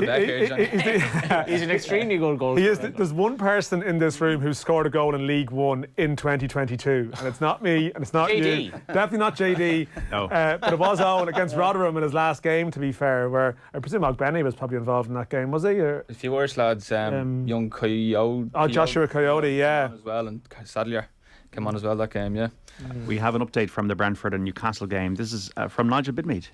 Brentford 0, Newcastle United 2, and the moment that everybody's been waiting for has just happened. Christian Eriksen has been brought on as a substitute 8 months after he suffered a cardiac arrest during the Euros in Copenhagen, back playing professional football. He comes on in a difficult situation. Brentford down to 10 men and losing 2-0. Heartwarming news to see Christian Eriksen back in a football pitch. Would cardiac screening been something that's been prevalent in your career? Would it happen as a matter of medical? Yeah, when you're signing for clubs, if you haven't had it in I think it might be 2 years, they put you through it. I usually change club within 2 years, so I could transfer them over. Yeah, don't worry about it. I'll be gone. Don't worry about it. What's going on with your heart start? Was give a 3.5-year deal. Your petrol, yeah. But yeah, I think every 2 or 3 years. I'm not sure on the exact and there's that timeline there. But yeah, you do. I've had a good few hard screens over the years. And is it just a screen? Is there a test or? No, it's a full-on echo. So they go in, have a look, and they go through and see if there's any blockages or anything like that there. And it's a full-on. Yeah, well, it's great to see Christian Eriksen back today. That's a great moment, Shady, in fairness. I mean, to think where he's come from, I'm sure there's like still half an hour left. Maybe dreams could come true yet. Yeah, absolutely. Brentford 0, Newcastle 2, Crystal Palace 1, Burnley 1, Man United 0, Watford 0. United struggling to win this game. Huge game in the top 4 race. They're not actually creating very much at the moment. You can see the body language of some of the players is, isn't great, and you do sense Watford, they haven't created much. You do sense that they could, they have a bit of belief that they could do something there. Pogba lost the ball quite cheaply there, and he looks a bit frustrated. Bruno Fernandes has a corner here now. It'll be interesting to see how long Ronaldo stays on if he doesn't score soon. So the corner comes in. Do we have a live goal? No, we don't. Man United 0, Watford 0, Brighton 0, Aston Villa 1 as a half time. Lukaku, Owen, it's almost like Chelsea don't need him at the moment. The way they played the other night with Havertz in the team and the movement that he had, and Lukaku dropped. Hasn't been a happy marriage so far, and it's second time that he's played for Chelsea. No, not so far. He started reasonably well for them, and slowed down a bit now. But I don't think that interview helped matters either. There's obviously a bit of tension there between him and the powers to be. But I'd be confident he'll still come good. Like he's a natural goal scorer. He's an exceptional player. Like, and there's not many strikers really like him in world football. So what, stylistically or? Yeah, well, there's not many. I don't think there's many strikers at all. Really, there's not enough out there. In the Guardiola era, false nines. Yeah, all that stuff. Yeah, even you look at it in the League of Ireland, and you see even Shamrock Rovers every now and again play with that kind of system. With kind of Burke playing as a false nine, and no, it's definitely a bit of a dying breed, I think, along with the street footballers. Do you see that in say the academies at the clubs you were at? Like, do you see the more old school number 9s coming through? Are they still there, or is it just styles are changing, so they're not even being produced anymore? Yeah, so to be honest, I wouldn't have seen much of the academies over the years. Mostly they're separated from the first team or whatever, and they're trying the evenings or whatnot. But no, there's definitely not as many knocking about than there was, obviously, a decade ago maybe. Yeah. Football has changed the way the game is played. The ball doesn't get lashed from the fullback into a striker to hold it up anymore. Them type of game plans are kind of out the window now, so maybe there's not much need for them either. So the game evolved as well, doesn't it? Like, cause that's it, yeah. Because you could see a situation where a team basically essentially plays like United nearly scored for Ronaldo, and it was almost an accidental goal, but it's been. You could see a situation where a team basically plays like 4-6 or something like that, and basically just roving midfielders but no strikers, but I guess 3 at the back was completely out of fashion, but now it's come back in, and I guess you're always looking for that next, like, if we don't have strikers, like, is that the final departure from the old game? But it's cyclical though, I think, doesn't it? Yeah, it'll come back round again. It will, that's the thing, it's fashion, like, but like, it's a problem in Ireland in that, like, of all our riches on, like, defensively and the goalkeeper we mentioned, like, we haven't had a really good striker in a long time. Robbie Keane. And I don't know why that is. Yeah, it's hard to know why. Yeah, it is really hard to know why. But like, I wouldn't be disheartened by it either. Like, the strikers we do have are very young. They've plenty of time to come good for the country.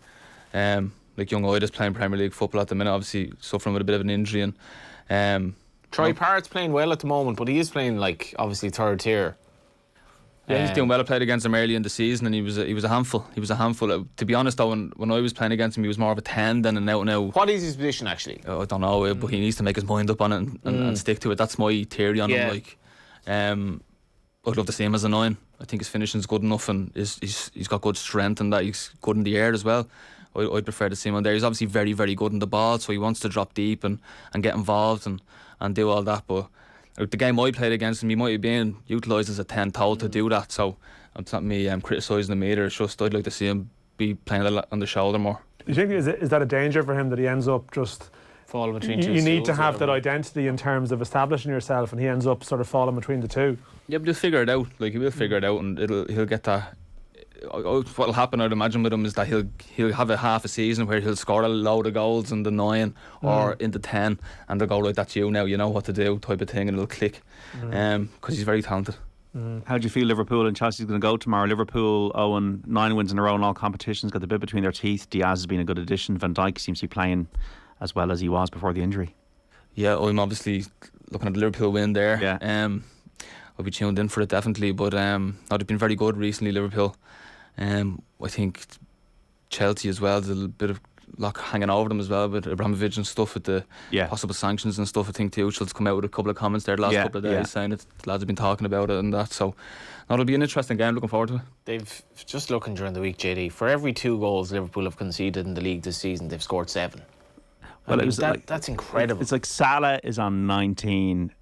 Jota's second top scorer in the league. Then on 12, and then Mane's on 11. I think they've had 19 different scorers. It's incredible because, like, Liverpool have just been... I don't know how they're doing it. Like, it's so difficult for Man United to get to... If you look at Man United in recent seasons... Look at Man United now. They've never been close to it. Like, Liverpool have maintained that level, and, like, they've somehow made a title race out of something that looked absolutely dead at Christmas. It's phenomenal. I don't know, is it like that Klopp signs players? I think...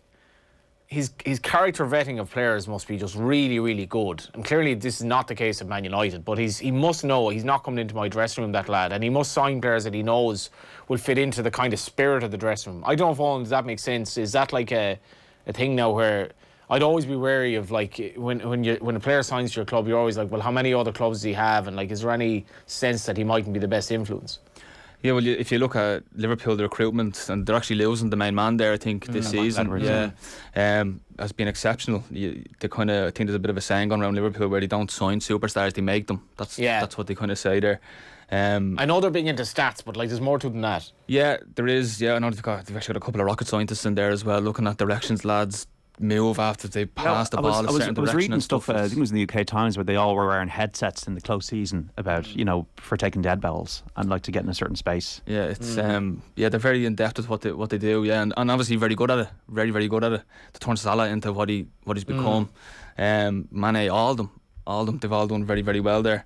And then obviously you compare it to what's going on at Man United, and it's a bit. It is. I think it's a leadership thing, though, as Johnny might be alluding to there. Like, he got Henderson, Milner, Van Dijk, strong characters. Like, I don't think they're going to put up with any nonsense, Of course, but I think there's a process there where there's a good communication between the manager and the head of recruitment. And I'm sure the manager has said to him, this is my style of play, go find me the best players to play in this system. And I don't think that really happens at the likes of Man United as much as it does at Liverpool. Yeah. I think it's one of the biggest things in football that's probably underplayed or not spoken about enough. I think at Tottenham's recruitment, I look at Everton's recruitment, it's absolutely shambolic for both clubs. And you look at Liverpool and Man City, what they're doing.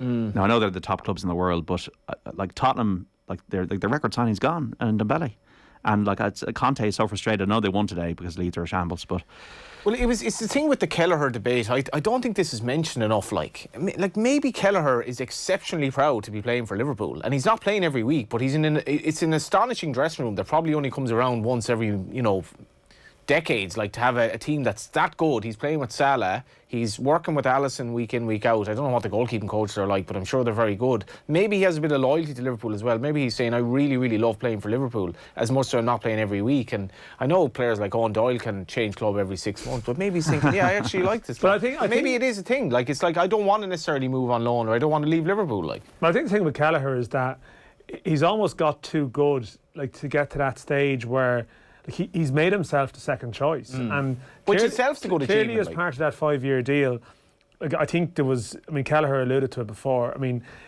I think it was an agreement in it that he would play X amount of cup competitions.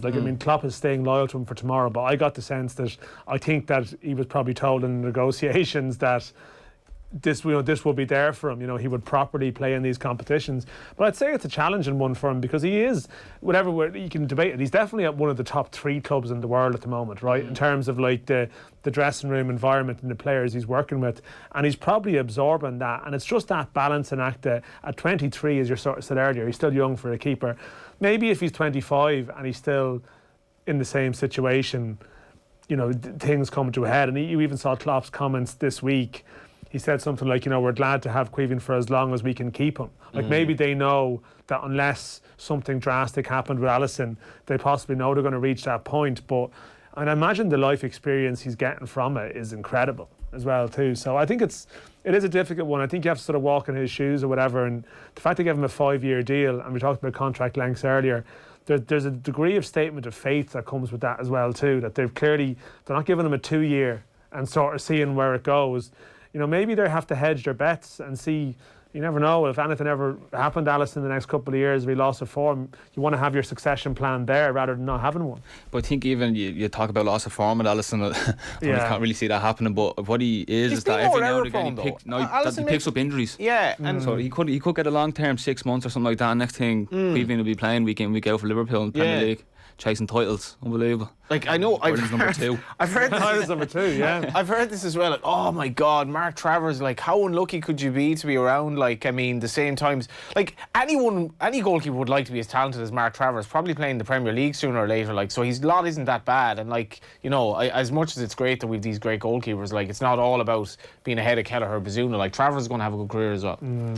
France have beaten Scotland 36-17 in the Six Nations in the Premier League. Latest scores: Brentford 0, Newcastle 2, Crystal Palace 1, Burnley 1, Man United 0, Watford 0. United still struggling to break Watford, a relegation side.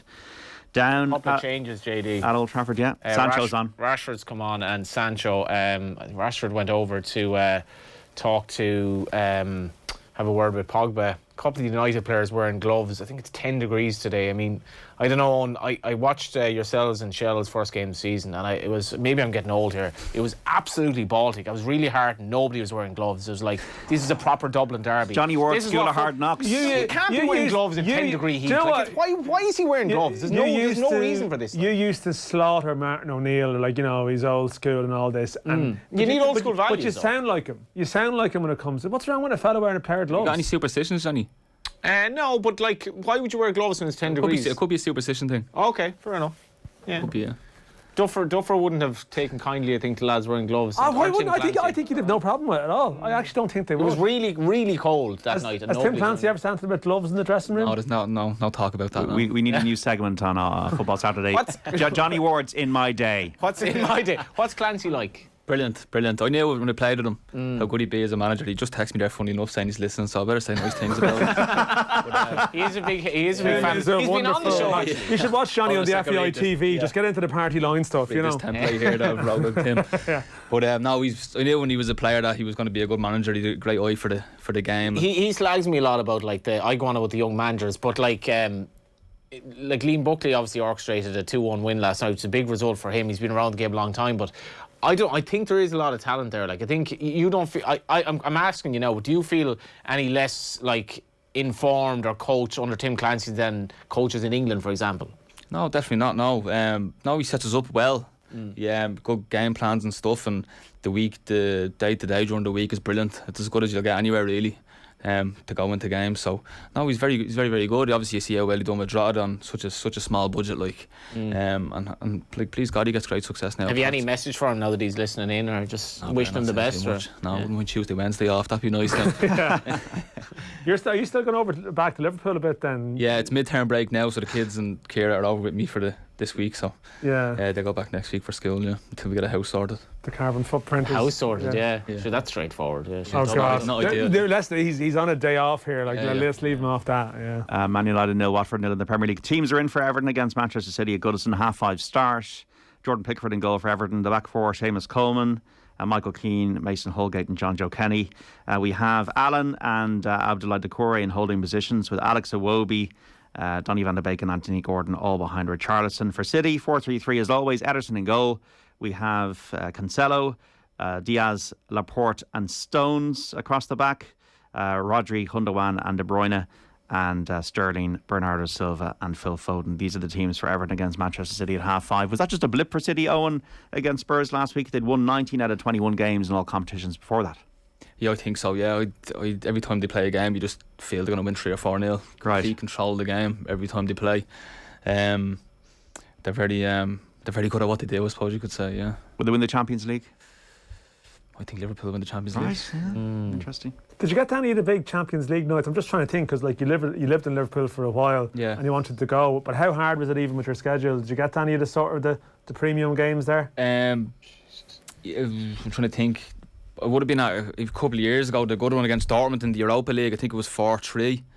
I had tickets for the Barcelona game, but my youngest was born that night. Selfish. What was she thinking? So his name is Trent. But, Trent Eoin Doyle. Well, Origi would have arrived late, to be fair. Yeah. Hey. But no, that was a surreal moment. Actually, is his name actually Trent? No, you're right. But actually, Luca. His name's Luca. The youngest Luca. Luca. But no, Luca Alexander Doyle. AC Milan this year. What have been any more this year? Champions League. Can't remember now. Are you still able to switch off and enjoy a football match as a fan, even though you're a footballer? You know what I mean? No, I can. Yeah. You can just totally get into it. Yeah. Oh, absolutely. Yeah, absolutely. Yeah, you go into them away ends. I was at Everton away as well this year. Great days, like especially when you're like really putting in great performances. Liverpool were and beating them so comfortably. Obviously at Old Trafford was wild 5-0. That was a great experience. Did you go undercover? Like, do you want to be seen on TV? I was seeing, definitely. I was seeing, I got a few messages. All right, okay, yeah. That's quality. Yeah. The game here, JD, I'm not sure if that counts as an attempt on goal from Shaw, and if it does, Manchester United, 21 attempts on goal, 3 on target. That's appalling. Like, I don't know how you can dress it up. You can't trust them at the moment. You just can't trust them. I don't know, like you just can't trust them. I don't think there's any excuse for 3 shots on target after 80 minutes for not beating Watford at home if you're chasing a Champions League spot. I mean, they seem to be the gift that keeps on giving, but is there many of them wearing gloves? Have you established that? At least two. At least 2. Tim Clancy wouldn't have that. We've got to the bottom of it. On that note, Eoin Doyle, Pat Stryker, Dan McDonnell and Johnny Ward are with us until 5 on Football Saturday. On News Talk, we're back with this after the break. Football on Off the Ball. With Sky. Watch Chelsea versus Liverpool in the Carabao Cup final this Sunday. Live, only on Sky Sports. Alive and kicking. This Sunday morning on Alive and Kicking, can tidying up really change your life? I'll be meeting Vera Keohan, professional organiser trained by Marie Kondo herself. I also head for my first ever sports massage, and I'll be speaking to child and adolescent psychotherapist Coleman Noctor about how to speak to children about war. Alive and kicking. Alive and Kicking with me, Claire McKenna, this Sunday morning at 8. On News Talk. Afternoons are easy with InsureMyVan.ie, Ireland's low-cost van insurance specialist. Get your business back on the road with InsureMyVan's best price guarantee. For super savings, visit InsureMyVan.ie. City Financial Marketing Group Limited, training as InsureMyVan.ie, is regulated by the Central Bank of Ireland. For a limited time only, get €50 off your bill when you switch to Air's totally unlimited fibre broadband for only $34.99 a month. Enjoy our strongest, most reliable broadband connection, straight to the heart of your home. And all with Air, Ireland's #1 broadband provider. Switching is easy. Call 1-800-500-300, go in store, or visit air.ie. Air. Let's make possible. Subject to availability. Pricing refers to Air Gigabit Fibre 150 meg. For full terms and conditions, go to air.ie/gigabit fibre. Is your Skoda a little older? Pre-loved, perhaps? What adventures, I wonder, did it have in the past? Another family, another life, bright city lights? Or a quiet country existence seeing Ireland's best sights? We don't really need your car's story. With a Skoda service, you get a complete vehicle health check, genuine Skoda parts, and free roadside assistance for 12 months. Book your service today at skodaservice.ie. Let's celebrate spring at Woodies with 70% off home furniture. Great deals on paint like Dulux Moda, 2.5 litre, 2 for €77. And amazing offers on DIY like the DeWalt 18-volt Combi Kit, only €139.99. Shop in-store, online, or with Click and Collect. Woodies, we're all homemakers. T's and C's and exclusions apply. At Tesco, we've got fantastic offers on everything you need for Pancake Tuesday. For perfect pancakes, pick up Odlum's Pancake Mix 500 gram, Gem Caster Sugar 500 gram, and Dr. Oetker Milk Chocolate Chips 100 gram from €1 each. And for tasty toppings, try Tesco Lemons 4-pack for 89 cents, and Tesco Blueberries or Raspberries 150 gram, just €1.95 each. Shop in-store or online. Tesco. Every little helps. Guaranteed Irish business members continue to sustain jobs and communities across Ireland. Like Styra, who've produced safe and strong loft ladder systems from their factory in Dunmore, County Galway for the past 40 years. Styra are the only manufacturer of folding attic stairs in Ireland and take great pride in providing Irish jobs and supporting local communities. You'll be delighted with your Styra. Measure, make, install. Styra does it all. So look out for the G. GuaranteedIrish.ie. Altogether better. A world apart, Lough Resort in County Fermanagh is a glorious playground to stay, spa, golf or dine this spring. Jump into Northern Ireland and book a 5-star stay from only €189. Luxury self-catering breaks are also available for this Easter and summer. Your adventure awaits at loughernresort.com. New from Go Loud.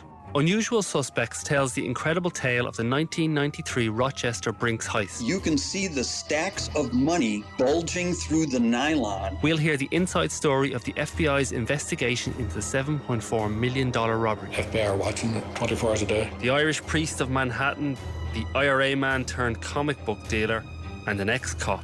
In order to be one of them, you have to be a pathological liar. Subscribe now to Unusual Suspects, a Go Loud original.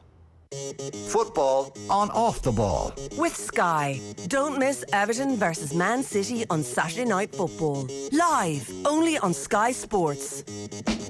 And welcome back to Off the Ball Saturday here on News Talk. John Duggan with you 3 to 5. You can text us 53106 or tweet us at Off the Ball. We're streaming the conversation. Listen on News Talk. Watch us on the digital and social channels for Periscope and Twitter at Off the Ball, YouTube, Facebook, and on the OTB Sports app. Eoin Doyle, the St. Pat's striker. Dan McDonnell and Johnny Ward with us until 5. Just let you know, latest scores in the Premier League. It is goalless between Manchester United and Watford well into the second half an hour at Old Trafford. Alex Telles is off. Here we go. Luke Shaw coming on. Watford on the attack, and They look more likely, JD. It's gone awry. Fred is off, and Nemanja Matic is off. So Jadon Sancho and Marcus Rashford coming into the team. But if it stayed this way at Old Trafford, it would mean that United would have 47 points and Arsenal would have 45 with 3 games in hand. Spurs winning earlier by 4-0 away to Leeds in the Premier League. Elsewhere at the moment in the 3 o'clock games, Brentford 0, Newcastle 2. Brilliant to see Christian Eriksen back on a football pitch. Joe Linton and Joe Willock with the goals that are set to send Newcastle up to 14th right now. That is incredible. We had another Ronaldo moment there, JD. Yeah? Yeah, it's just in my day, Ronaldo. Yeah, it's just Johnny preferred the first Ronaldo, obviously. You know, he was more of a traditionalist. God, I don't know if they'll show it again, but it's just the legs just aren't there. It was a 3-on-2, and he turned inside and was very, very easily intercepted, and kind of just his body language was just like despairing afterwards. 4 minutes left. It's not really leadership, is it? Crystal Palace 1, Burnley 1, Brighton 0, Aston Villa 1 in the Premier League. Everton and Man City kicking off at 5:30. In the Championship, Blackburn beat QPR 1-0 earlier. Barnsley 3, Middlesbrough 1 is the latest. Birmingham 0, Huddersfield Town 2 is the latest. It's Blackpool 2, Reading 1. Bournemouth 1, Stoke 1. Cardiff 0, Fulham 1. Coventry 0, Preston 0. Luton 1, Derby 0. Millwall 1, Sheffield United 0. Nottingham Forest 2, Bristol City 0, the latest score. And Peterborough 0, Hull 3. And in Scotland, in the Premiership, Aberdeen 1, Dundee United 1. Dundee 0, Livingston 4, latest. Ross County 3, St Johnstone 1. And St Mirren 0, Hearts 2. At Congress at the GA today, the under-19 motion defeated, didn't get 60% support, did get a majority but not 60%, so there won't be an under-19 competition. We're going to still have the under-20 and under-17 underage competitions in Gaelic games. The motion to prioritise integration between the GA and the ladies' bodies, so the Camogie and the LGFA, passed at Congress with an 89.8% vote. But the big decision today was the Football Championship structure, passing with over 90% of the vote, pretty much a rubber stamp of the Football Championship structure, with the leagues, with the provincial championships retained, with seedings now into 2-tier competitions, 16 teams for the Sam Maguire and then 16 teams for the Talton Cup based on seedings out of the league and the provincial championships being rolled out from next year, with now 99 championship matches for football between the start of the championship and the end of it in July. So there's going to be a lot of congestion. Will player burnout be an issue? We'll have to discuss that on OTB over the next few days. Arsenal, I was interested, Owen, with the way they came back against Wolves the other day. I think they're probably the favourites now for top 4. Would you agree? Depends if there's a late goal here. Man United aren't favourites anyway. I don't know, it's just something about Arsenal you can't quite trust. You haven't been convinced by what Arteta's done even. No, and obviously the other night, the late goal give them great confidence going forward and belief and stuff. Does that do that as a footballer when you get late goals? Yeah, 100%. Yeah, especially in important stages of the season. You're into the important stages now where you need to be picking up the points. They're all very important now, but I don't know how you feel about Arsenal, but I never look at Arsenal playing any game and think they're going to win here convincingly. No. I mean, is it the opposite of what you said earlier, like that Bradford season where you knew you were sinking like a stone and that was it? But the promotion seasons you've had, is it very much the opposite feeling that January, February, the late goal, the little bit of luck now and again, can you just feel it that it's turning? 100%. Yeah, you feel like God's on your side sometimes in some of the games, them late winners and stuff. Did you score a few? Very late winners. I'm sure I have. Yeah, I've got a terrible memory though. Have I scored? Maybe not in the last couple of seasons anyway, but any kind of shirt off and thrown into the crowd at the end or anything like that? Oh yeah, but not that late. But I've jumped into the crowd all right in a bit of a derby, Swindon against Plymouth. One of the best feelings I've ever had. Into the crowd, straight in over the advertisements. Yeah. Does you know that's happening, or is it just you lose yourself in the It was my last game before I was getting called back to Bradford. I was on loan at Swindon. Okay. And I knew I was going back. And then I scored 1-0. I thought it was the last minute. It was only 74th or something. I had to apologise to their gaffer after and everything. I was like, sorry, I thought it was last minute I scored there. So jumped into the crowd against them. Because I'm just wondering about a lot of the League of Ireland fans now, how attached do they get to the likes of Yaros last season, who was on loan, so this is not his club. Like, what's it like as a player? Do you get attached to the club that you go on loan to? Yeah, well, obviously at that situation I was doing very well at Swindon, so yeah, and I didn't want to leave, I didn't want to go back. But it was a bit of a unique situation where I found myself in. You've had a few of them. Yeah. But you would. Yeah, I was very fond of the club at the time. Still am. So no, it's you do get attached. Like when JD introduced you after the break as St. Pat's striker, I was just wondering. I mean, you could have joined a new club in the break. Like, I mean, there's been that many of them. Like, you know, JD was kind of alarmed as well. I think. Like, I hope he's still a Pat. Yeah, I wanted to use my Rory McIlroy line. He's actually off to 2FM at 5 o'clock here as well. Just doing an hour there. He's doing a job in there as well. This is it now. This is the last club. Yeah, I hope so. Yeah. But is there a result, one team's result you look out for on a Saturday afternoon? Like, you know what I mean? If you're flicking through live score, where's your start place? That's a good question. Well, this is new to me, so I'm still trying to figure all this out. But obviously Bolton, I've just left them and I know all the lads and stuff. So yeah, I'm always looking out for their result to be the first, I'd say. Remember, Football and Off the Ball brought to you by Sky. Don't miss Everton against Manchester City on Saturday Night Football, live only on Sky Sports. Kicks off at 5:30. Manchester United 0, Watford 0 into 3 minutes of stoppage time. It's almost like the Shishkin and Energamine race, Johnny, to do a late commentary in this. JD, I think your true vocation. I thought you would have kicked on, but you were a bit of a one-hit wonder. Well, that's it. That's been the case in most aspects of my life. Yeah. Well, so you have these little nuggets of depth every now and then. It's kind of my droll humour. Yeah, could do with the nugget of depth in the last 2 minutes here for Man United. This is not a good result, whatever. You sort of forget, like, the Watford are like fighting for their lives here as well, and it's all, like, you're looking at the game through the eyes of Manchester United situation, where what will happen is that the clubs at the bottom are fighting, and they're going to start. They can sort of. This is a big point for them potentially. Like, they're still in there, and sometimes maybe towards the end of the season you could be playing a team mid-table who is sort of in nothing much to play for, but in a way I suppose Watford are totally tuned into this match. Well, it is a great response because they lost 4-1 at home to Palace during the week, so this is a great response. Can I ask Owen, just before we wrap up, what he makes of James Abankwah for Pats in all his kind of years of playing with young starlets? Like, could he go a long way in the game, do you think? Absolutely, yeah. I've been very impressed with him since I came in. Just a couple of weeks ago there, he was doing his Irish Paper 2 mocks and starting in the President's Cup that evening. So he's got his head screwed on. He's doing everything right. He listens. You try to give him little bits of information. He's asking you, why is that, and what do you think I should do there and stuff. So he's taking everything on board. And now, honestly, I wish him all the best. I hope he's a great success out there, because it'd be a great story for him. Totally. Can you? I mean, people will say a striker can hand on knowledge to another striker, but with all your little tricks and stuff you've picked up, can you talk to defenders too? You know, like, you can sort of tell him, get into the mind of maybe he's preparing to play an experienced striker at the weekend. You can sort of give them a little nugget as well. Especially that position, because I play up against that position, you know. So yeah. I'd definitely be able to give the likes of James the odd bit of advice, I suppose you could say, and instruction on how to play against a certain type of striker. Definitely, yeah. I'm just conscious, but it's the most. Watford nearly scored, but didn't. Still goalless. It's the most basic question you probably get asked. Who's the most talented player you've played with, do you think? McGeady. Aidan McGeady? Yeah. Straight answer. No doubt. Why was that? He's like a magician. Honestly, he'd do things in training and you don't know how it happened. Honestly, his feet were too quick for you. Very, very talented. Like, most natural ability, the best of players. This is at Preston, right? Was Preston, it? Yeah. They had a stat of him at Preston where the less he worked, the more he contributed. So, like, the chasing fullbacks and all with him, don't worry about it, Aidan. You just wait for the ball come to you and do your thing. Exceptional.